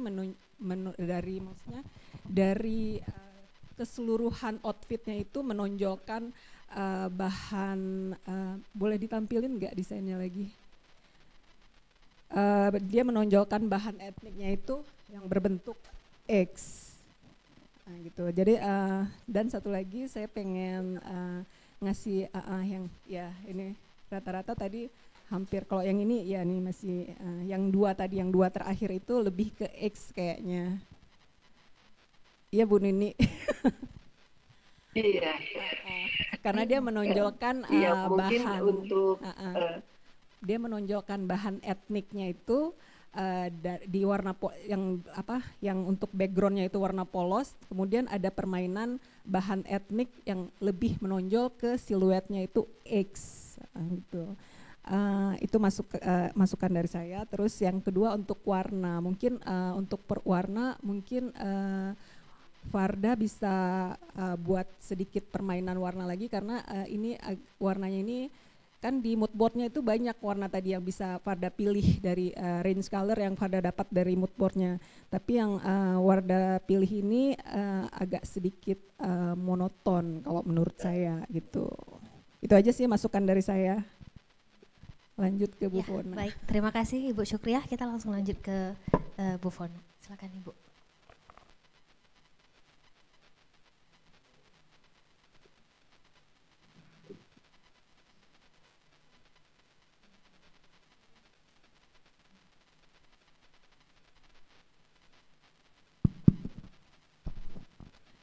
Baik, Assalamualaikum warahmatullahi wabarakatuh.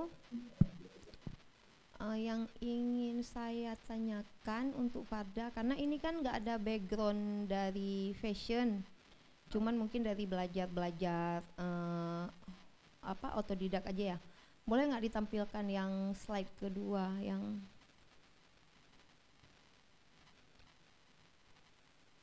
yang busana pesta? Gambarnya berarti ya? Gambarnya.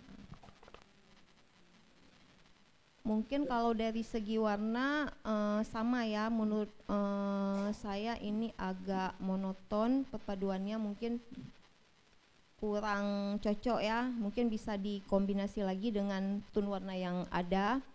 Terus yang ingin saya tanyakan, ini kan nggak ada background, cara pengambilan cuttingan untuk bahan wasanya ntar gimana ya? Karena kan akan sangat kasihan kalau bahan wasta itu salah waktu penjahitan atau pembuatan pattern nanti gitu. Mungkin itu aja sih yang mau saya tanyain. Ya, mungkin Farda bisa langsung dijawab. Terima kasih Ibu Syukriah dan Ibu Fona atas pernyataan dan pertanyaannya. Nah, sebelumnya saya itu SMP di di dekat sekolah saya. Nah, jadi di situ waktu itu kakak saya lagi ikut kelas, saya cerita sedikit ya Bu, boleh? Nah, jadi waktu itu di sekolah lagi dibuka kelas menjahit. Nah, kakak saya masuk ke dalam kelas menjahit. Nah, waktu pulang ke rumah, mama bilang, kakak masuk kelas menjahit, kamu nggak masuk, dibilang gitu.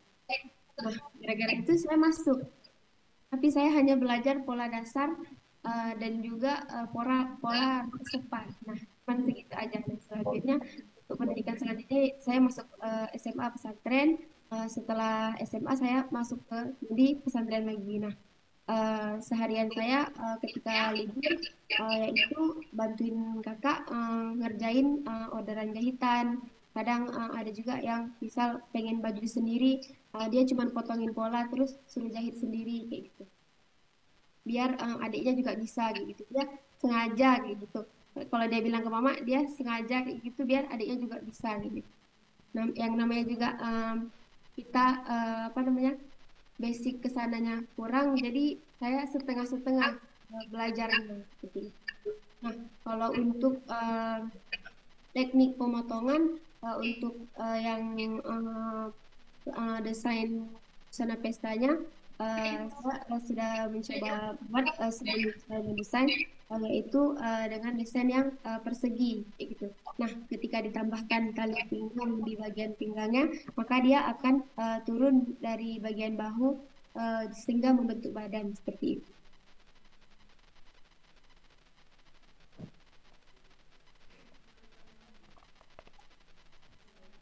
Singkat tapi mungkin ya soalnya waktunya juga udah habis. Silakan.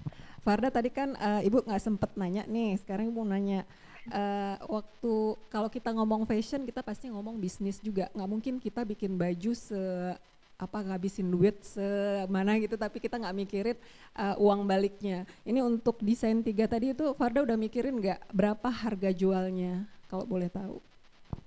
Oke. Kalau untuk harga jualnya saya belum buat karena bahkan untuk bahan saja saya yang baru saya tentukan bahan itu yang cuman yang pesta kayak gitu. Kalau untuk harga jual ataupun modal dalam membuat ini untuk keseluruhannya belum.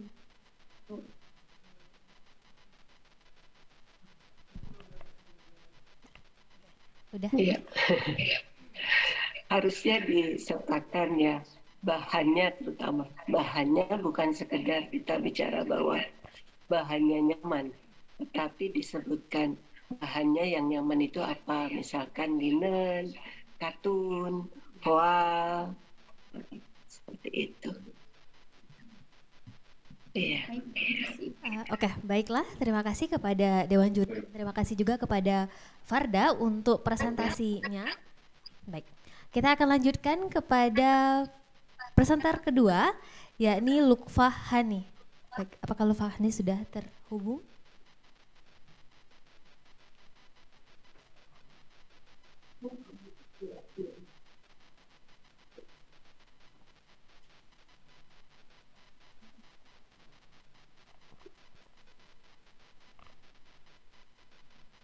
Belum ya?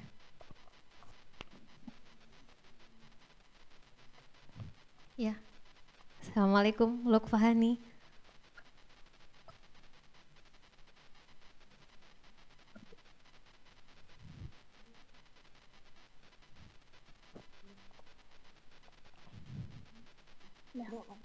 Oke.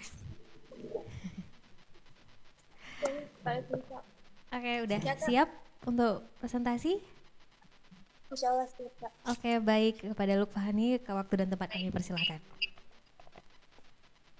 Assalamualaikum warahmatullahi wabarakatuh.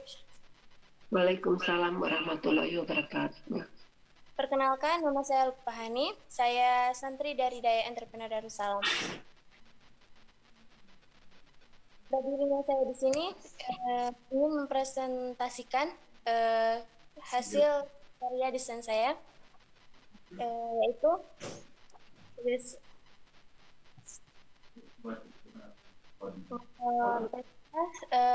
casual dan formal. Adapun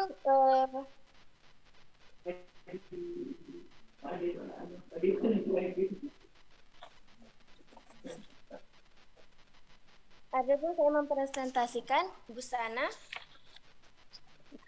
mengangkat tema dari wastra daerah dengan busana.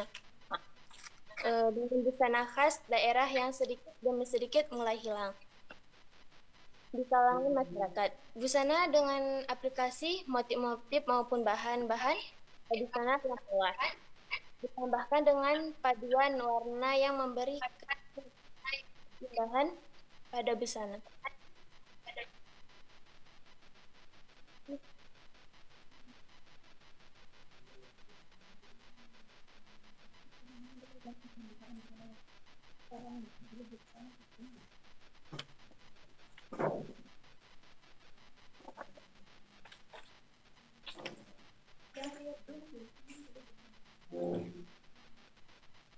Adapun busana-busana yang akan saya presentasikan yaitu busana formal, busana kasual, dan busana pesta.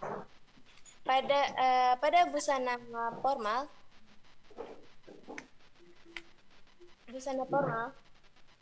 itu menggunakan siluet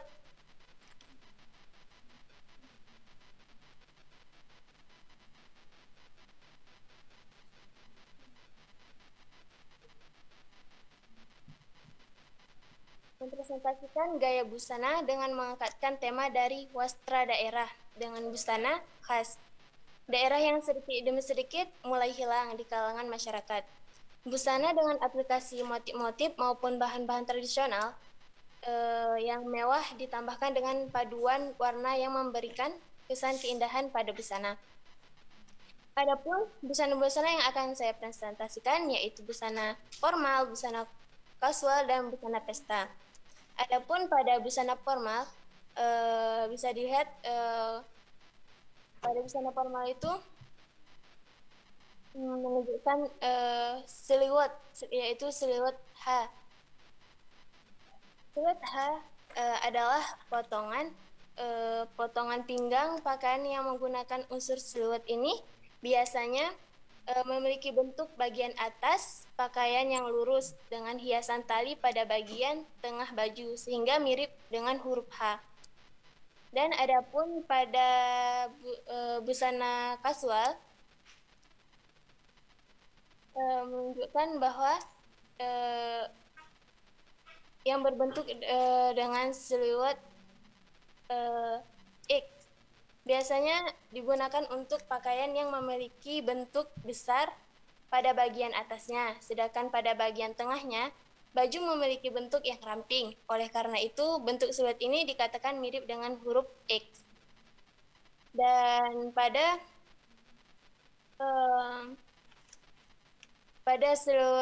pada gaun pesta, adapun busana pesta itu berbentuk siluet drapery, yaitu seperti ada kerut-kerutan, seperti lurus, miring atau kaku. Dan adapun pada warna, pada busana gaun itu, kenapa saya memilih warna warna sage krim atau hijau? Karena warnanya berhubung pada tahun ini ngetren warna sage krim atau hijau, dan bagi saya sangat menarik untuk menggunakan desain ini pada desain saya. Dan pada bahan pada gaun honai itu pada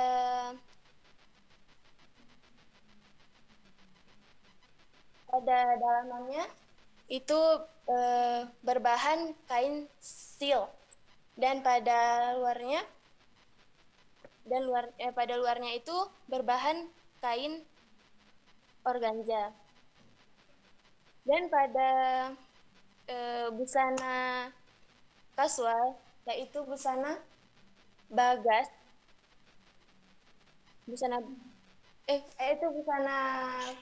Pahistona, yaitu fashion nona. Saya memberi warna, yaitu warna biru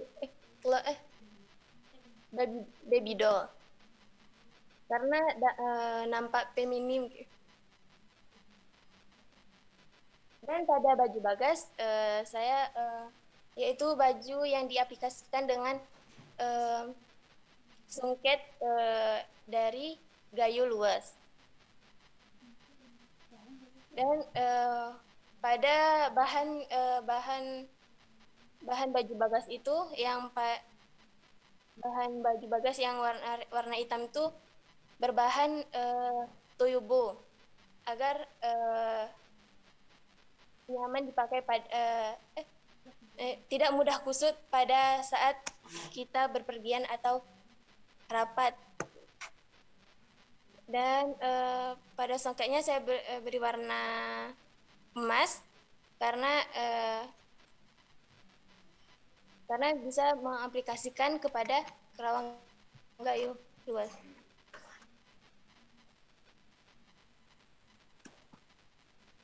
Sekian presentasi saya. Maaf jika saya ada salah. Saya akhiri, wabillahi taufiq wal hidayah. Wassalamualaikum warahmatullahi wabarakatuh. Waalaikumsalam. Baik, terima kasih Lukfa untuk presentasinya. Kita akan langsung saja lanjut ke tahap penjurian. Mungkin yang pertama bisa kita persilakan Bu Fona. Silakan Ibu.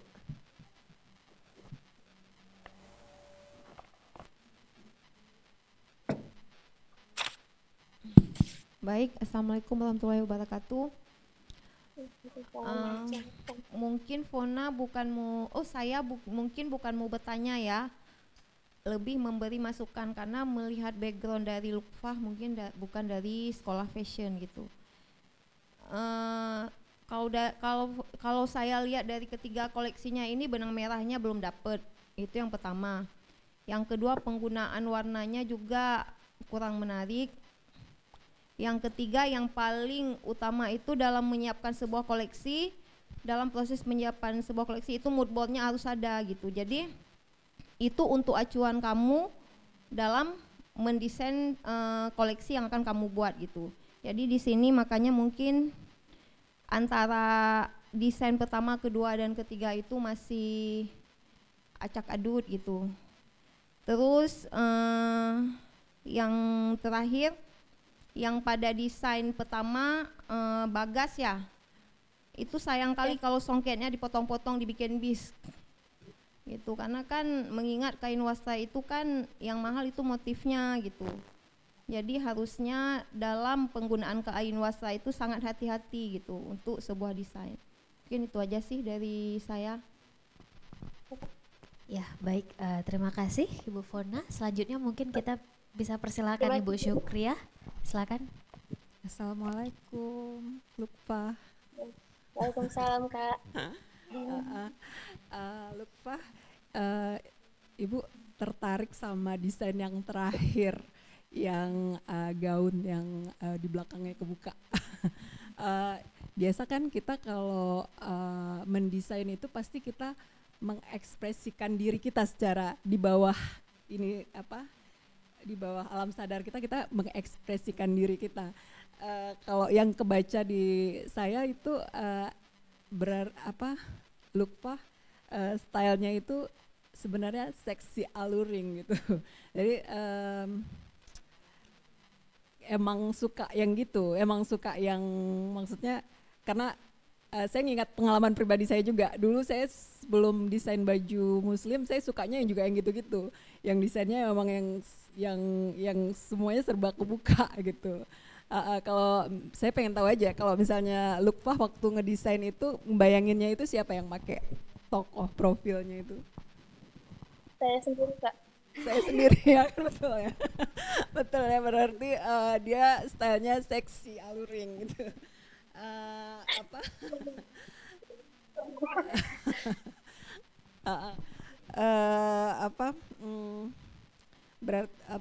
Kayaknya cukup sih pertanyaan saya di situ aja. Lanjut ke Bu Nuni aja. Iya, baik. Terima kasih Bu Syukriah. Mungkin kita bisa langsung lanjut ke Bu Nuni.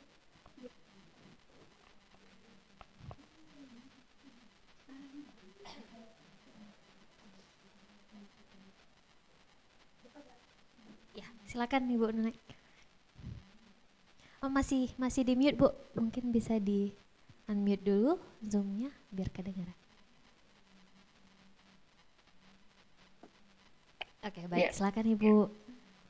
Dari background-nya sih bisa maklumi ya. Mungkin di sekolah tidak mendapatkan pelajaran tentang fashion atau gimana nih? Atau sudah ada pelajaran fashion?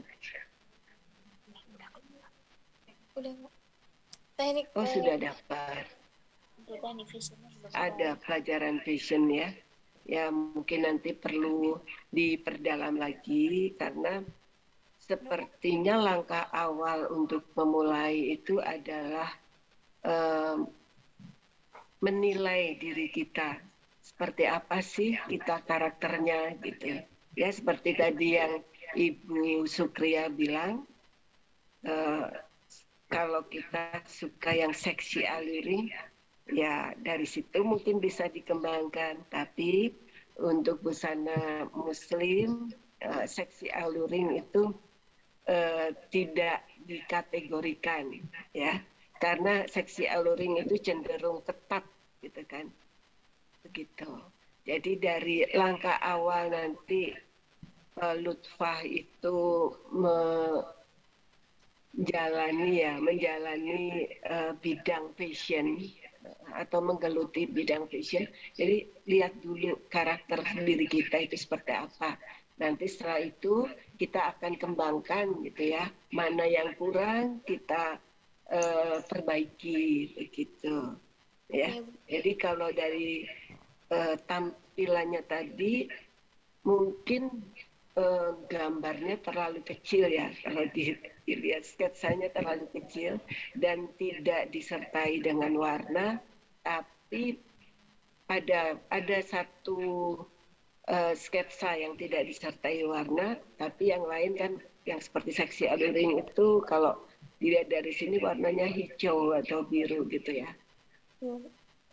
Ya, itu kesinambungan dari koleksi itu penting seperti yang Ibu Fona sampaikan. Jadi kalau di sini masih kelihatan terpisah-pisah.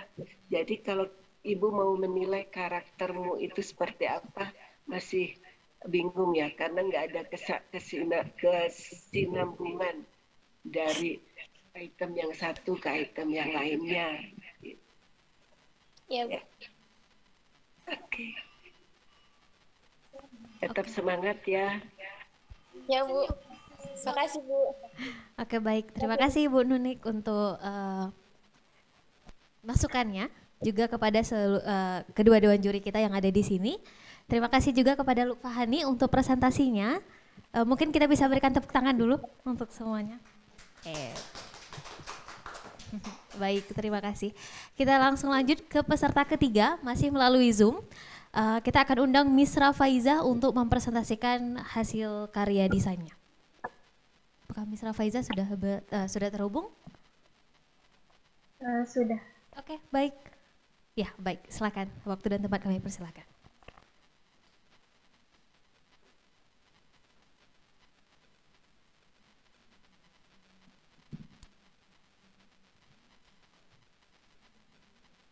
Yang ditampilkan begitu. Ya baik, terima kasih. Bismillahirrahmanirrahim. Assalamualaikum warahmatullahi wabarakatuh. Waalaikumsalam warahmatullahi wabarakatuh. Perkenalkan, nama saya Misra Faiza, asal daerah dari Sigli, Pidi, dan umur 21 tahun. Sekarang saya sedang kuliah semester 6 di Pendidikan Kesejahteraan Keluarga, khususnya Tata Busana. Slide selanjutnya. Ini dia 3 desain yang saya kirimkan sebelumnya. Yang pertama ada formal, yang kedua casual, dan yang ketiga pesta. Slide selanjutnya. Desain 1, kenebah. Kenebah merupakan berasal dari bahasa Aceh, berarti peninggalan. Kenebah terinspirasi dari hasil peninggalan yang begitu dilestarikan hingga sekarang. Selanjutnya, tenun Aceh besar dan juga kriya mukutub dari Pidi. Kenebah hadir dengan mode fashion, ready to wear, serta warisan budaya yang begitu indah yang menginspirasi saya untuk mewujudkannya dalam sebuah karya besar. Next. Ini dia mood board untuk desain 1 formal, di mana saya mengambil wastra Aceh besar, songket dengan motif irih halwa dan juga dari meketub, dari ketiah atau penutup kepala dari pengantin laki-laki di Aceh, dengan potongan-potongan kecil yang disusun sedemikian rupa oleh pengrajin, betul-betul menginspirasi saya untuk menambahkan hal tersebut dalam sebuah busana. Lalu juga ada fabric manipulation. Saya menambahkan helaian-helaian benang dan juga perca yang saya tambahkan pada bagian rok bawah. Next. Ini dia sketsa per item. Yang pertama ada blazer, lalu blouse dengan lengan puff, dan juga rok dengan layer yang tadi ada fabric manipulation-nya di bawah. Untuk bahannya saya menggunakan yang pertama songket, lalu semi wool untuk bahan yang hitamnya tadi. Lalu untuk blouse-nya menggunakan silk dan roknya menggunakan semi wool. Next.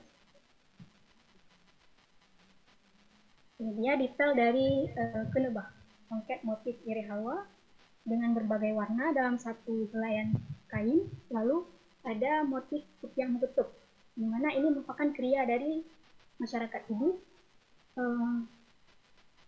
dalam menyusun potongan-potongan kecil dari kain yang berwarna mencolok seperti yang tergambar di PPT. Next. Lalu lanjut ke desain 2 dengan judul Desember 2004. Desember 2004 menjadi hari maha dahsyatnya Allah menunjukkan kuasanya di tanah Hancong, di mana pada desain ini saya terinspirasi dari bentuk gelombang dan juga sebagai bentuk mengenang hari yang tak akan pernah terlupakan oleh masyarakat Aceh. Saya mewujudkannya dalam sebuah karya di mana gambaran reruntuhan dan juga gelombang pada dada bagian bajunya saya menyulam dan juga bordir. Jadi digabung untuk dapat menggambarkan bagaimana gelombang dahsyat itu. Desember 2004 hadir dengan Aswal Style yang mengangkat warga Aceh dan juga story peristiwa dahsyatnya Aceh 2004 film. Next, ini dia mood board untuk desain yang kedua, di mana saya menggunakan warna warm tone merah dan juga dengan bordiran-bordiran dan sulaman tangan yang menggambarkan bagaimana peristiwa dahsyat itu terjadi. Next. Ini sketsa per itemnya. Yang pertama ada luaran blazer yang diikat ke samping, lalu dalamnya ada inner dengan kerah yang tinggi, lalu celana dengan gambaran ombak ke samping, dan ini merupakan salah satu inspirasi dari Aladin ya, bentuk celana yang longgar dengan pesaknya yang besar. Next.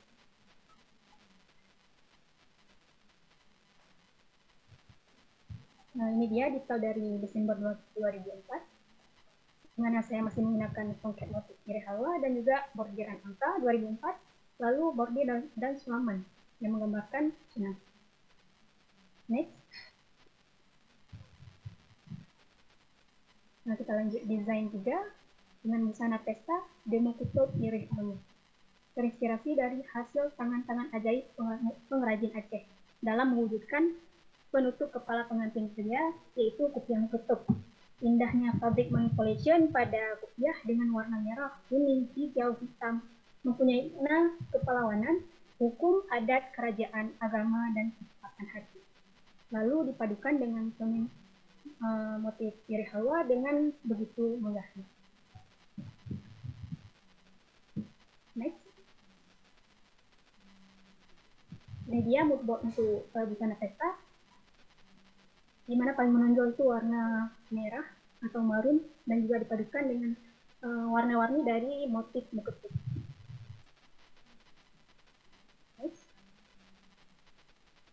Ini dia sketsa per item, yang dimana yang pertama ada blazer dengan layer pada tangan yang memanjang ke bawah, lalu ada hobby belt, di mana ini merupakan pengembangan dari bentuk bastir. Lalu ada juntayan kain ke bawah. Lalu di bawahnya juga ada nanti saya tambahkan helaian-helaian benang dan juga perca yang ditempel sehingga membentuk suatu bentuk yang lebih estetik. Nah, selanjutnya ini dia dress dengan set dress tanpa lengan untuk memadukan dengan blazer.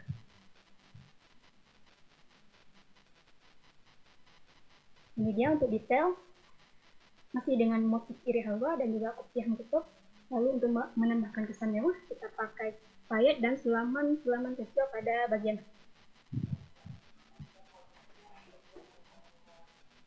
Sekian presentasi dari saya. Terima kasih. Wassalamualaikum warahmatullahi wabarakatuh. Waalaikumsalam warahmatullahi wabarakatuh. Ya, baik, terima kasih Misra untuk presentasinya. Kita akan lanjut ke tahap pencurian. Mungkin bisa dimulai dari Ibu Syukriah. Ya, silakan Ibu. Assalamualaikum warahmatullahi wabarakatuh. Apa kabar Misra? Waalaikumsalam warahmatullahi wabarakatuh. Alhamdulillah. Saya mau tanya, sebelumnya udah ini mood boardnya baru dikerjain semalam atau emang udah sebelum bikin desain? Saya bikin semalam. Jadi karena baru dapat kabar, jadi saya langsung buat. Jadi kemarin waktu ngerjain desainnya itu acuannya dari mana? Acuannya saya nggak buat seperti mood board yang tadi, tapi ada potongan-potongan gambar dari Pinterest, dari Instagram, khususnya yang punya songket Aceh Besar. Berarti udah namun dikolase, saya berarti udah ambil dikolase di motifnya. kepala ya. Ya, Saya suka sama desainnya, karena itu dari warnanya, pertama sangat ready to wear menurut saya. Komposisi warnanya walaupun tadi di Wardah Mirsa pakai yang kopiah meketup itu, tapi Mirsa bisa kalau yang aslinya itu kan merah kuning hijau, tapi Mirsa di sini bisa bikin warnanya soft, jadi waktu di outfitnya tadi itu semuanya masih aman. Kalau di mata saya itu masih aman, masih enak lihatnya, nggak yang walaupun tadi kita ngomong tsunami segala macam, tapi nggak sehancur-hancurnya kita waktu tsunami gitu. Masih aman, semuanya itu masih aman. Dan saya suka Mirsa di sini udah lengkap sama technical drawingnya, jadi saya bisa baca dari satu outfit itu per itemnya gimana ininya. Jadi menurut saya desainnya Mirsa sangat ready to wear dan mudah untuk dijual. Itu untuk harganya sendiri udah ditentukan belum, Mirsa? Itu range harganya dari berapa sampai berapa? Kalau range harganya yang pertama itu mungkin masih di bawah 1 juta karena tidak memakai banyak wastra, lalu tidak terlalu memakai banyak jenis kain.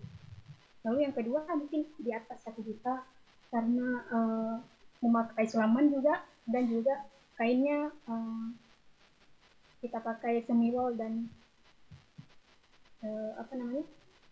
beridal, sehingga harganya di atas 1 juta. Yang ketiga 1 juta sampai 1 juta karena pesta.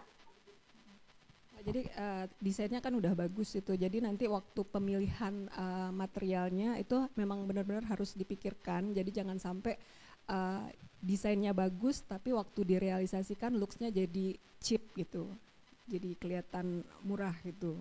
Jadi desainnya bagus, kalau bisa realisasinya juga harus bagus gitu. Itu aja sih dari saya, mungkin lanjut. Ya. Baik, terima kasih Terima Ibu kasih. Syukria. Kita akan lanjut mungkin bisa dengan Ibu Nunik terlebih dahulu.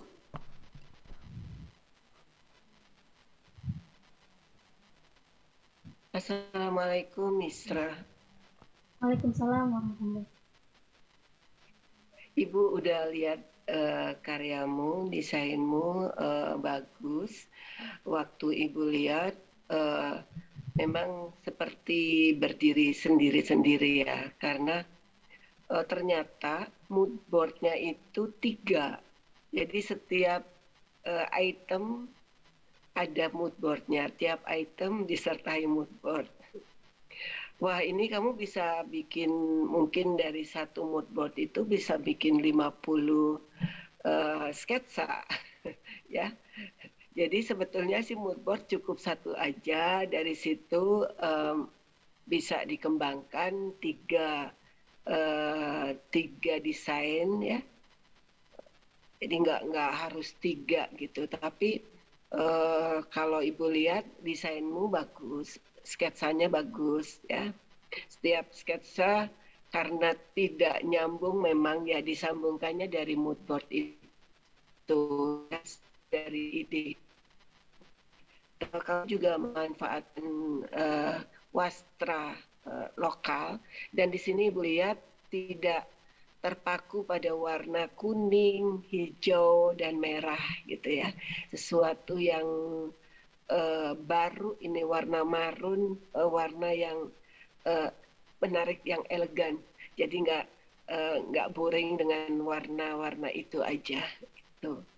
Terus untuk casual, kemudian yang baju pesta, terus yang ready to wear udah cukup memenuhi persyaratan untuk modest. Tapi mungkin yang perlu diperhatikan untuk pembuatan celananya nantinya jangan sampai kelihatan di bagian bawah ini terlalu sempit begitu ya. Jadi memang harus agak bawah, pasaknya agak bawah gitu. Ya selain itu dari komposisi warna juga menarik, peletakan-peletakan dari motif sudah memenuhi keseimbangan di dalam desain. Ya, semoga sukses ya nantinya. Terima kasih. Itu aja yang aku sampaikan. Terima kasih. Baik, terima kasih Ibu Nunik untuk masukannya. Kita akan lanjut ke juri terakhir, yaitu Ibu Fona. Kepada Ibu Fona, waktu dan tempat kami persilakan Ibu.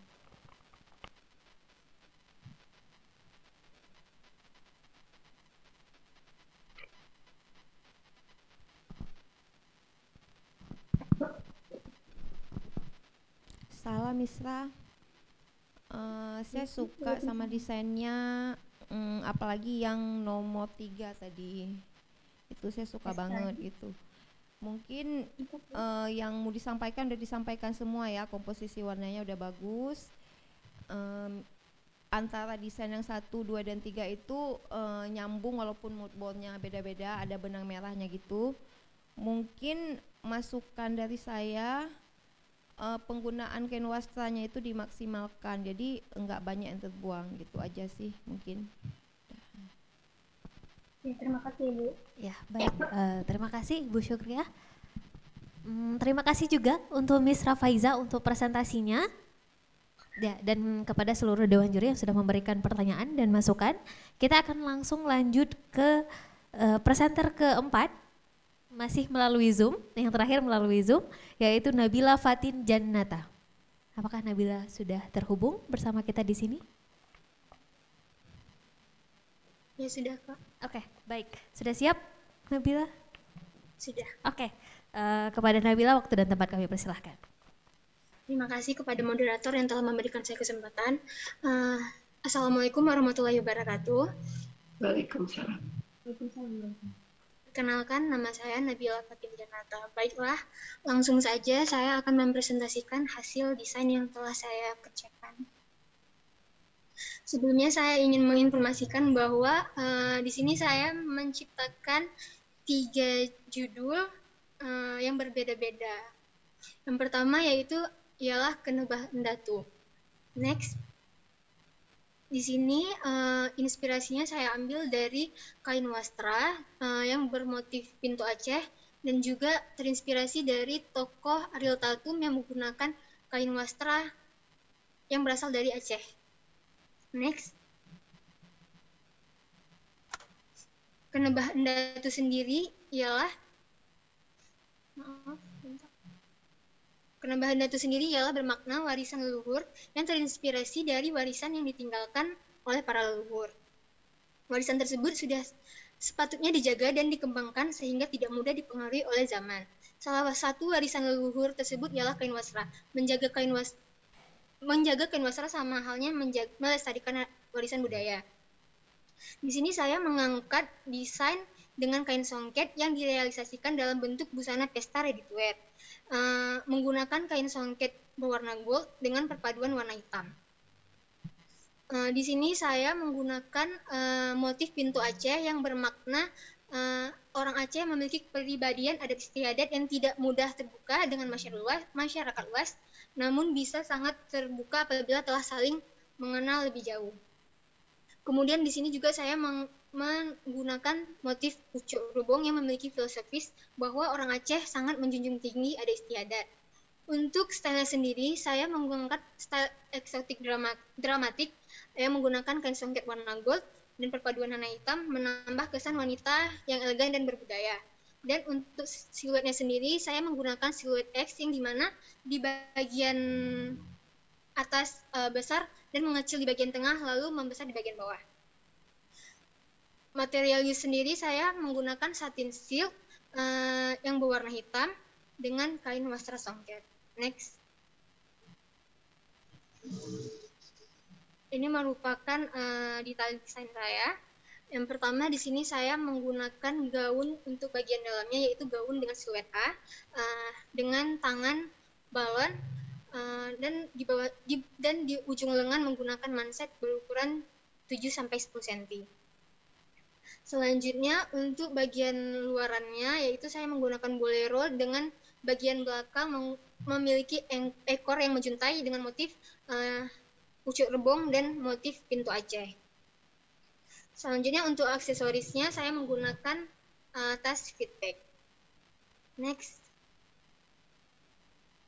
Untuk judul yang kedua yaitu busana casual, saya di sini mengangkat tema romantic of gunungan. Next. Untuk moodboardnya sendiri, di sini saya terinspirasi dari bentuk gunungan, kemudian bentuk rok dengan bentuk asimetris dan juga korset dengan bentuk asimetris. Busana ini terinspirasi dari peninggalan sejarah yang memiliki kisah romantis saat pembangunannya. Gunungan ini merupakan simbol cinta. Maaf Kak, azan atau bisa dijeda atau gimana?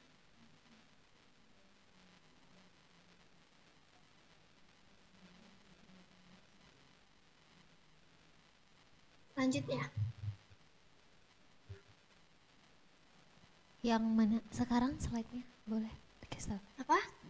Mau slide-nya sekarang mau yang mana? Tadi Romantic of gunungan enggak, maksudnya di sini lagi azan Kak. Baik, kita bantu.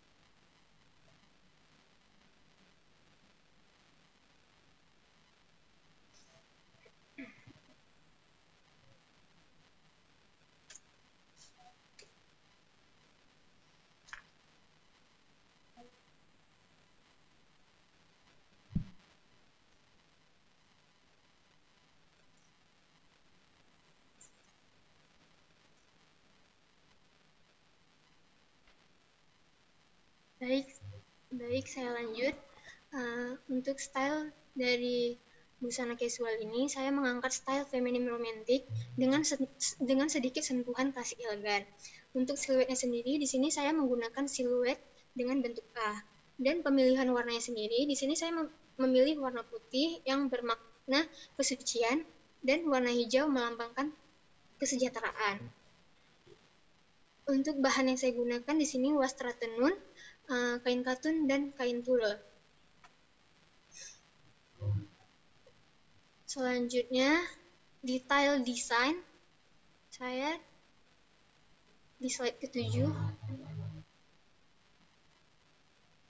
Untuk innernya saya menggunakan inner untuk look di sini saya terdiri dari 3 look, yaitu pertama ada bagian dalam yaitu baju kemeja dengan lengan puff yang di ujung lengannya terdapat ruffle, Kemudian untuk kerahnya saya di sini menggunakan kerah kemeja. Dan di bagian roknya di sini saya menggunakan cuttingan asimetris dengan bahan tulle. Selanjutnya yaitu Heritage of Goa Jepang. Goa Jepang sendiri, di sini ada moodboard yang dimana terdiri dari ornamen-ornamen yang saya terinspirasi untuk saya angkat menjadi sebuah desain. Selanjutnya yaitu Backstory of Heritage Goa Jepang. Goa Jepang ini sendiri merupakan tempat sejarah peninggalan masa penjajahan Jepang yang terletak di kota Luxembourg. Goa tersebut dibuat oleh tentara Jepang sebagai benteng pertahanan sekaligus melihat musuh datang, namun berkat para pejuang Aceh, tentara Jepang dapat ditaklukkan dan menyisakan jejak sejarah yang sekarang menjadi destinasi wisata. Desain busana ini mengambil beberapa ide busana Jepang, yaitu kimono dan dipadukan dengan obi belt yang dituangkan ke dalam busana formal. Balutan kain tenun dengan pemilihan warna kobalt blue menambahkan kesan modern dan kekinian, namun tidak meninggalkan konsep khas Aceh.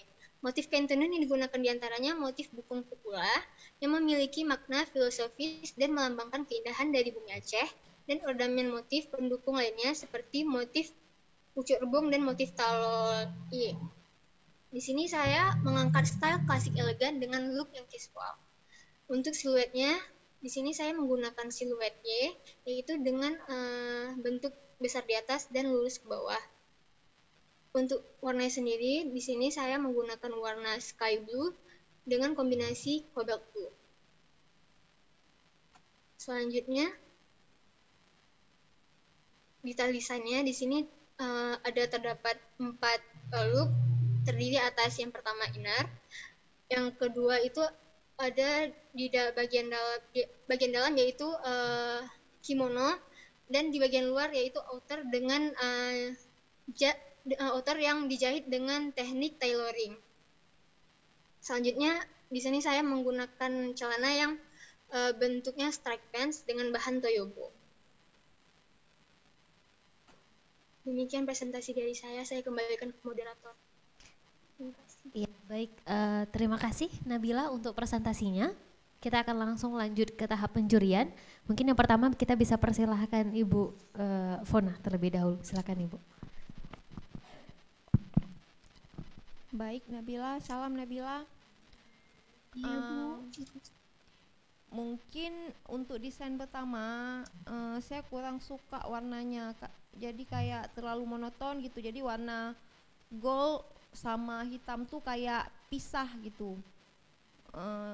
Udah gitu, kalau bisa, ini menurut saya ya, jadi satu mood board tuh bisa untuk 3 desain yang beda-beda. Jadi nggak perlu bikin 3 mood board untuk desain yang berbeda-beda. Jadi ada benang merahnya antara desain pertama, kedua, dan ketiga tuh enak dilihatnya gitu. Itu sih kok menurut saya, mungkin itu aja sih. Baik, terima kasih Ibu Syukriah. Selanjutnya mungkin kita bisa beralih ke tadi terima kasih Ibu Fona. Selanjutnya kita beralih ke Ibu Syukriah. Silakan Ibu. Nabila, yang saya lihat tadi memang antara desain 1, 2, 3 itu nggak ada benang merahnya, mungkin karena memang moodboardnya beda gitu. Tapi yang bisa saya baca dari desainnya mungkin style 1, 2, 3 itu sama-sama klasik, walaupun yang satu perpaduannya dengan etnik, yang kedua perpaduannya dengan feminin, yang ketiga perpaduannya dengan yang lain lagi gitu. Kalau untuk warna ya betul kayak Bu Fona bilang tadi, itu masih terlalu monoton. Mungkin kalau mood boardnya diperbaiki, nanti Nabila bisa dapat range color yang lebih banyak gitu dibandingkan dengan yang tadi. Tadi kan cuma masing-masing kayaknya cuma 2 warna tadi. Gitu.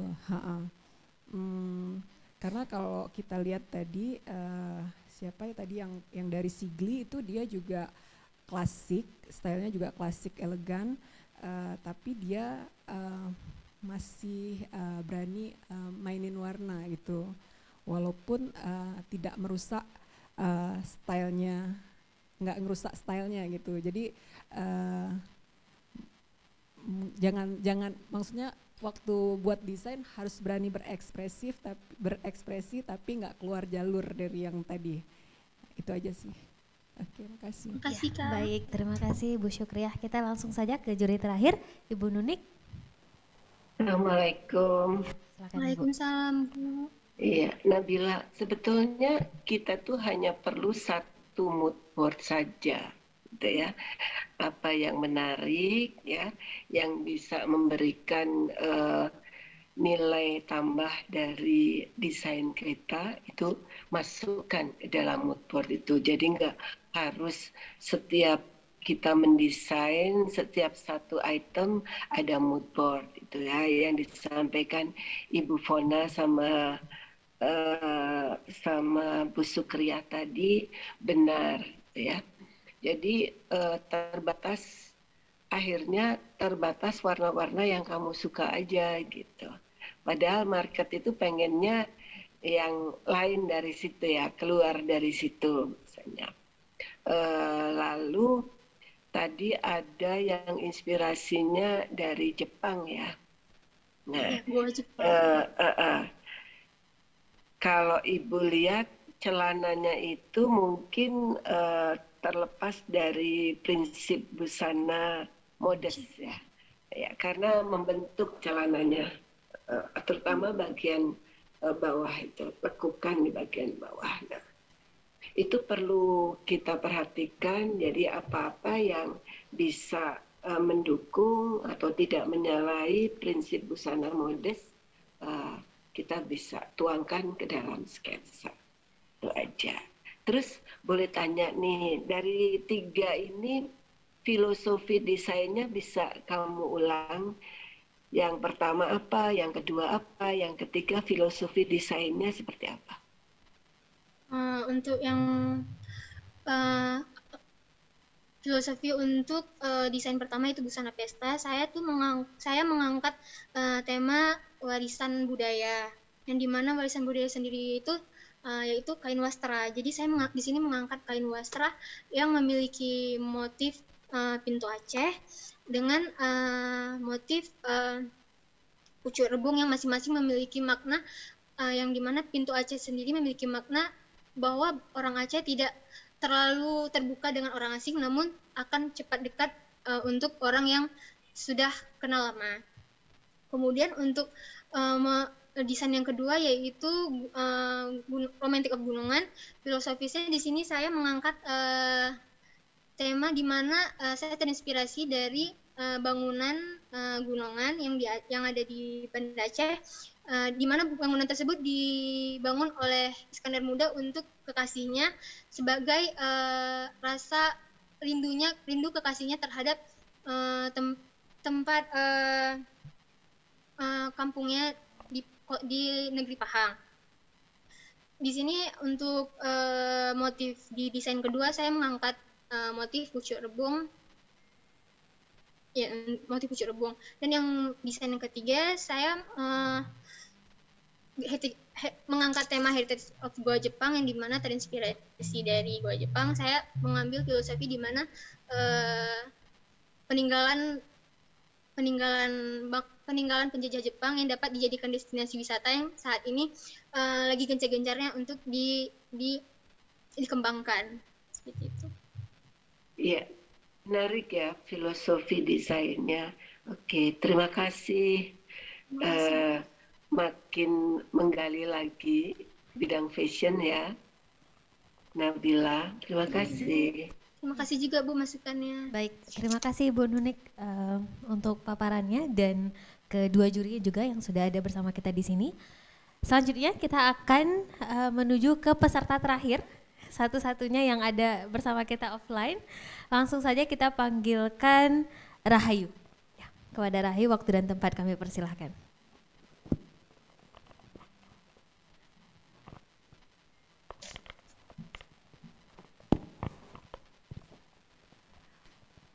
Assalamualaikum warahmatullahi wabarakatuh. Yang pertama hormat saya kepada juri dan para staf yang mengadakan. Road to Fashion 2023. Perkenalkan, nama saya Rahayu. Saya akan mempresentasikan hasil desain saya.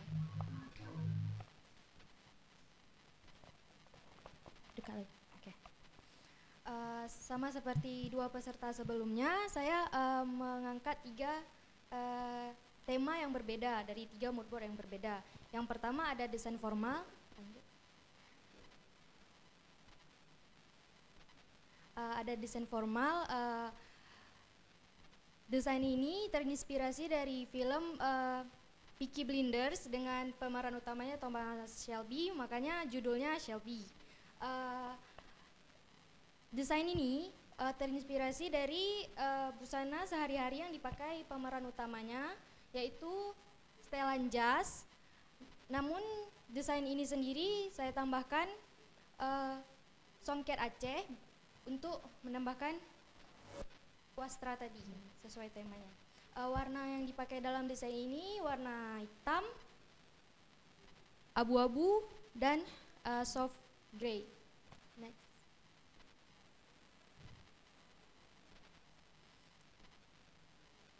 Style dari desain ini adalah klasik elegan. Material use-nya yaitu semi wool dan katun.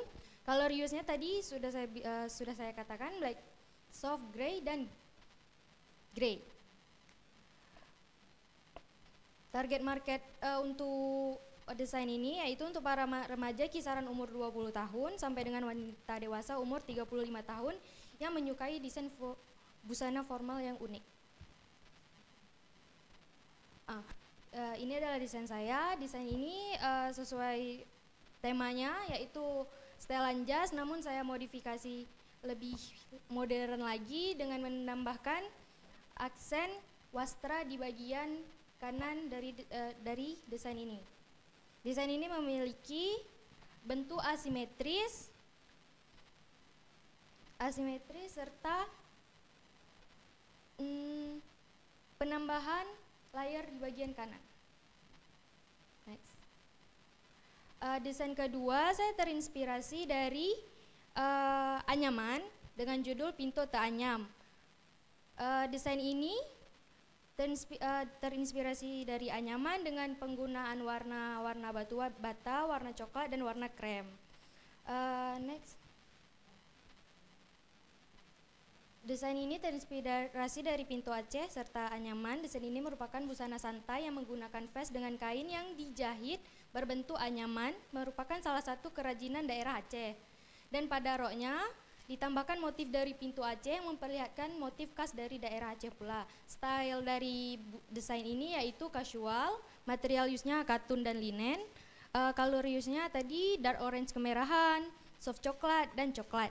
Target market dari desain ini sendiri yaitu untuk para remaja usia 17 tahun hingga wanita dewasa usia 35 tahun yang menyukai busana santai namun unik. Ini desainnya sendiri, bisa dilihat vestnya berbentuk anyaman seperti anyaman dan roknya ada motif dari pintu Acehnya sendiri.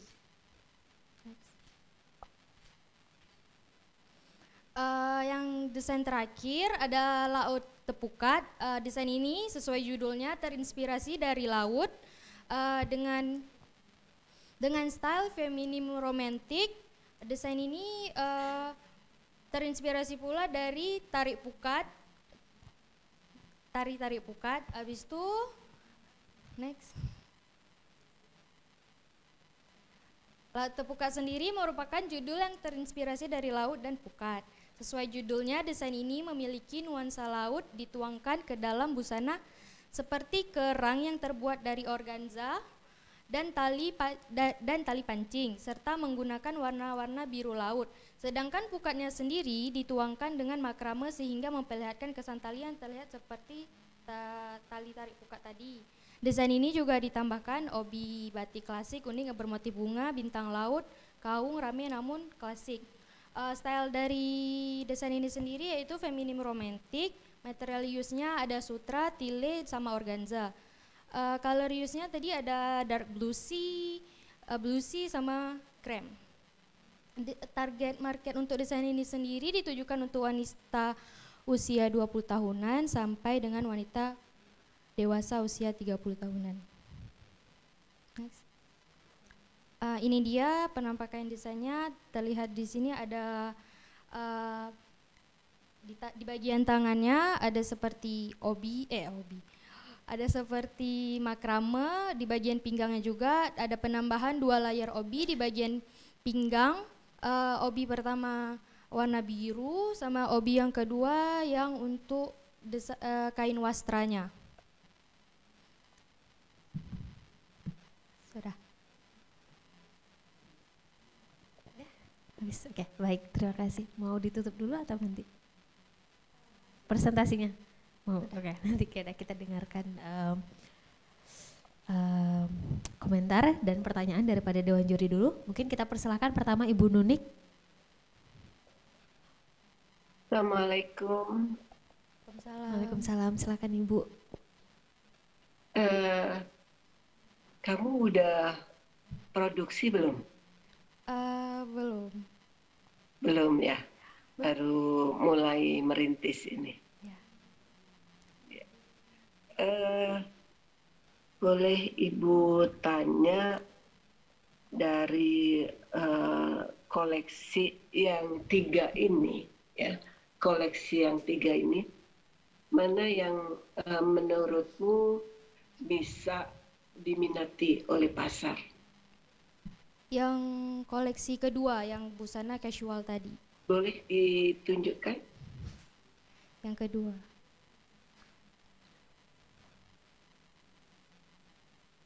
Gambarnya ya, yang ini Bu. Koleksi kedua ya. Kenapa? Karena busana ini kan casual, jadi mudah untuk dipakai sehari-hari, bisa untuk berpergian juga, jadi kayak lebih mudah untuk masuk pasar. Ini 2 pieces dan 3 pieces mungkin ya? Iya. Ada Iya, jadi baju-baju seperti ini itu yang mudah untuk dijual ke pasar karena masing-masing item itu bisa dipadu-padankan dengan yang lain, ya. Ya bukan karena ini ready to wear aja, tapi karena mudah dipadu-padankan, itu yang tepat ya. Ya silakan. Baik, terima kasih. Juri yang lain, Mbak Sukria atau Mbak Fona. Iya boleh, silakan Ibu Fona terlebih dahulu.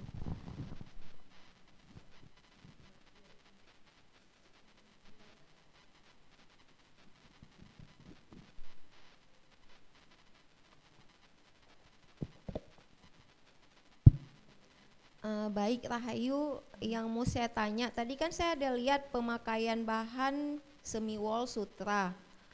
Itu target marketnya umur 20 tahun sampai 30 tahun. Apa nggak kemahalan tuh? Yang busana keberapa tadi yang pertama? Yang pertama semi wol ya. Semi wol. Kayaknya mungkin harus diubah lagi target marketnya, mengingat kan harga semi wol tuh lumayan ya. Baik. Itu yang pertama. Yang kedua, ini ada pemakaian bahan wastra nggak? Ada. Yang pertama tadi pakai songket. Yang kedua? Yang kedua tadi gambar pintu Acehnya tuh di print, kain print. Berarti bukan wastra. Print bukan wastra berarti. Oh baik. Yang ketiga? Yang ketiga itu kain batik Solo. Oh gitu ya. Iya. Oh.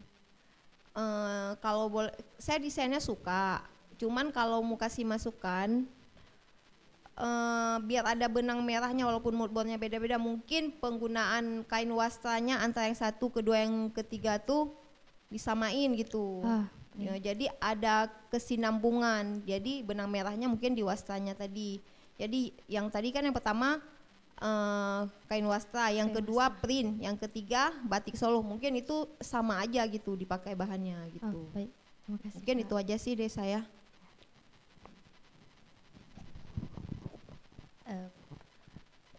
Baik, terima kasih Bu Fona. Langsung Rahayu, yang saya tahu Rahayu udah belajar desain, udah ngerti masalah mood board, bikin koleksi segala macem, udah paham.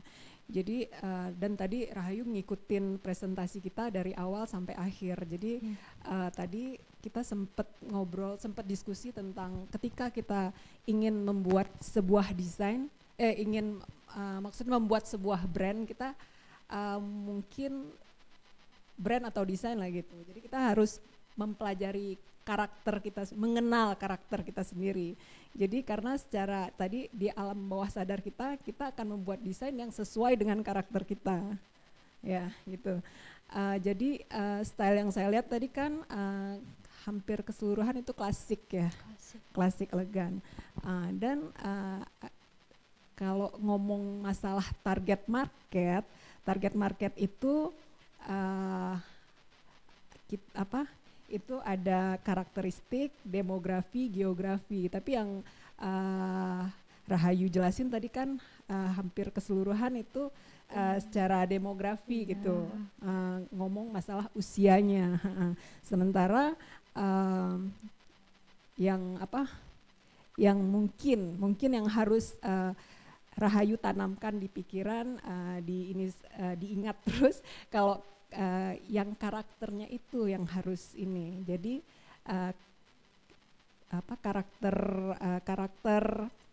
karakternya tadi klasik elegan hampir saja.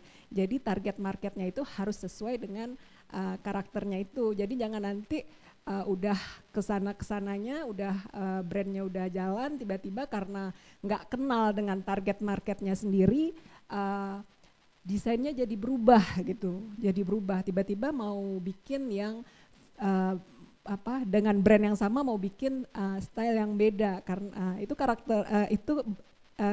target marketnya berubah kan gitu. Jadi orang yang biasa belanja sama Rahayu karena udah kenal stylenya Rahayu klasik elegan, tiba-tiba Rahayu berubah jadi feminin, bingung kok desainnya beda ya dengan yang dulu, kecuali dirubah brandnya. Jadi diingat lagi kalau target market itu nggak cuma demografinya aja, usianya aja, tapi yang paling kuat itu karakteristik dari yang kita biasa sebut style, karena itu akan kebawa terus nanti di desain-desain selanjutnya gitu. Itu aja. Terima kasih Kak. Terima kasih Bu Syukria. Terima kasih Rahayu untuk presentasinya. Sekali lagi terima kasih juga kepada para dewan juri untuk masukannya. Dengan berakhirnya presentasi dan penjurian dari Rahayu, maka berakhir pula rangkaian presentasi dan penjurian untuk kategori lomba Into Motion di Road to Festival 2023 yang diadakan oleh Bank Indonesia Provinsi Aceh. Untuk pengumumannya sekali lagi kami beritahukan akan diumumkan di acara puncak Road to Fair tahun 2023 nanti pada tanggal 15 sampai dengan 16 Juli. Insya Allah kita ketemu lagi di sana. Dan untuk semua peserta yang bergabung bersama kami hari ini secara Zoom, juga Ibu Nunik, semoga nanti kita juga ada kesempatan untuk bisa bertemu secara langsung dan bisa belajar secara langsung. Dan dari presentasi setiap peserta, kemudian dari paparan daripada Dewan Juri juga kami harapkan bisa menjadi media pembelajaran untuk kita semua. Sekali lagi terima kasih kepada seluruh peserta dan Dewan Juri. Mari sama-sama kita berikan tepuk tangan dulu.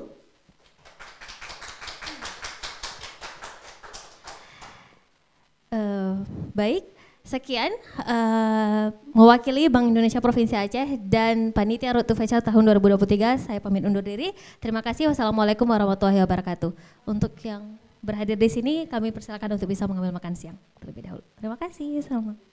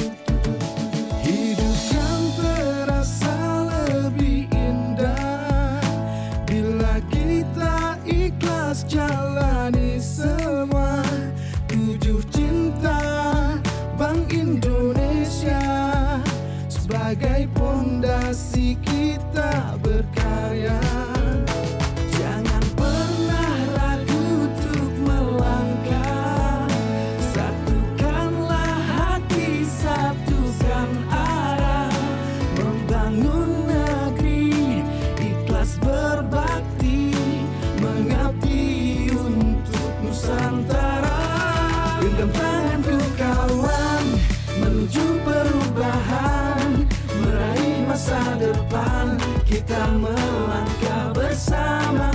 Kita syukuri semua anugerah dari Tuhan, menjadi insan yang peduli, saling berbagi satu dalam cinta. Tujuh cinta, tujuh cinta, Bank Indonesia. Assalamualaikum jame baru do damu japi udu ada tiga ranu kamu di bapa ne pajo rana kamu pura dengan tu barajun dengan tu rana bebas saja salah batu hanya berampun Indonesia.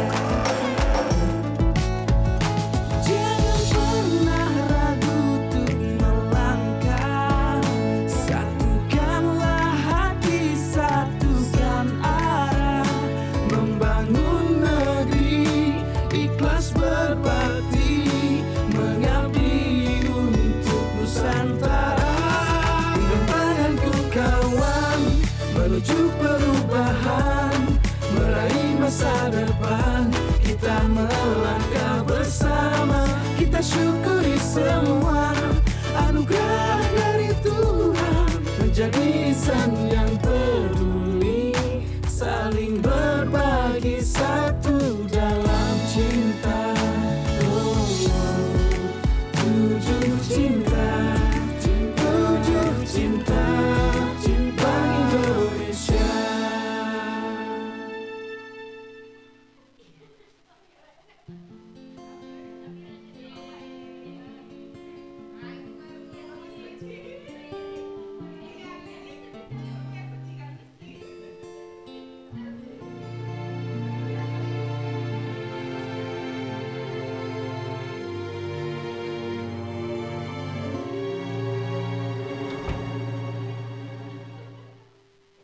Benarkah selama ini kita pikir, sudahkah cerita indah kita ukir untuk kamu yang cemerlang, untuk kita yang gemilang, beri makna, beri cinta.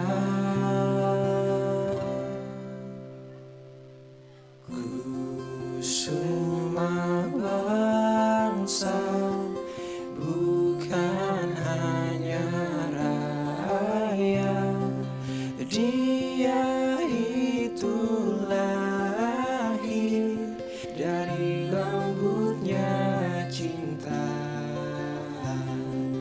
Cinta yang tumbuh dari keluarga, berselimut cahaya sejahtera raya.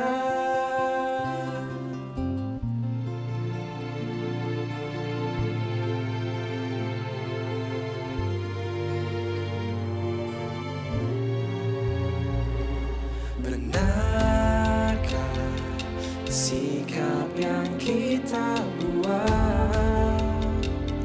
Mungkinkah tempat yang kita surat? Kedikdayaan hanyalah Tuhan, sisanya adalah rahmat kasih-Nya. Oh, beri makna, beri cinta.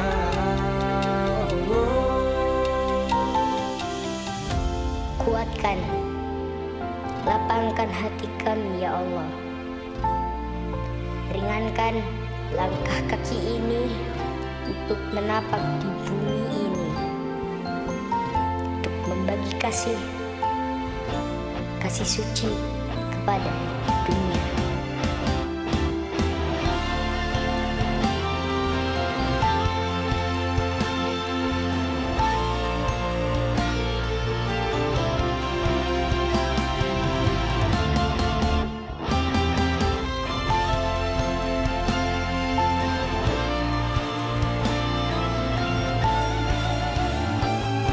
Setiap insan adalah pemimpin dan akan ditanya apa yang dipinta. Jadilah pemimpin rahmatan lil alamin. Insyaallah berkah melimpah.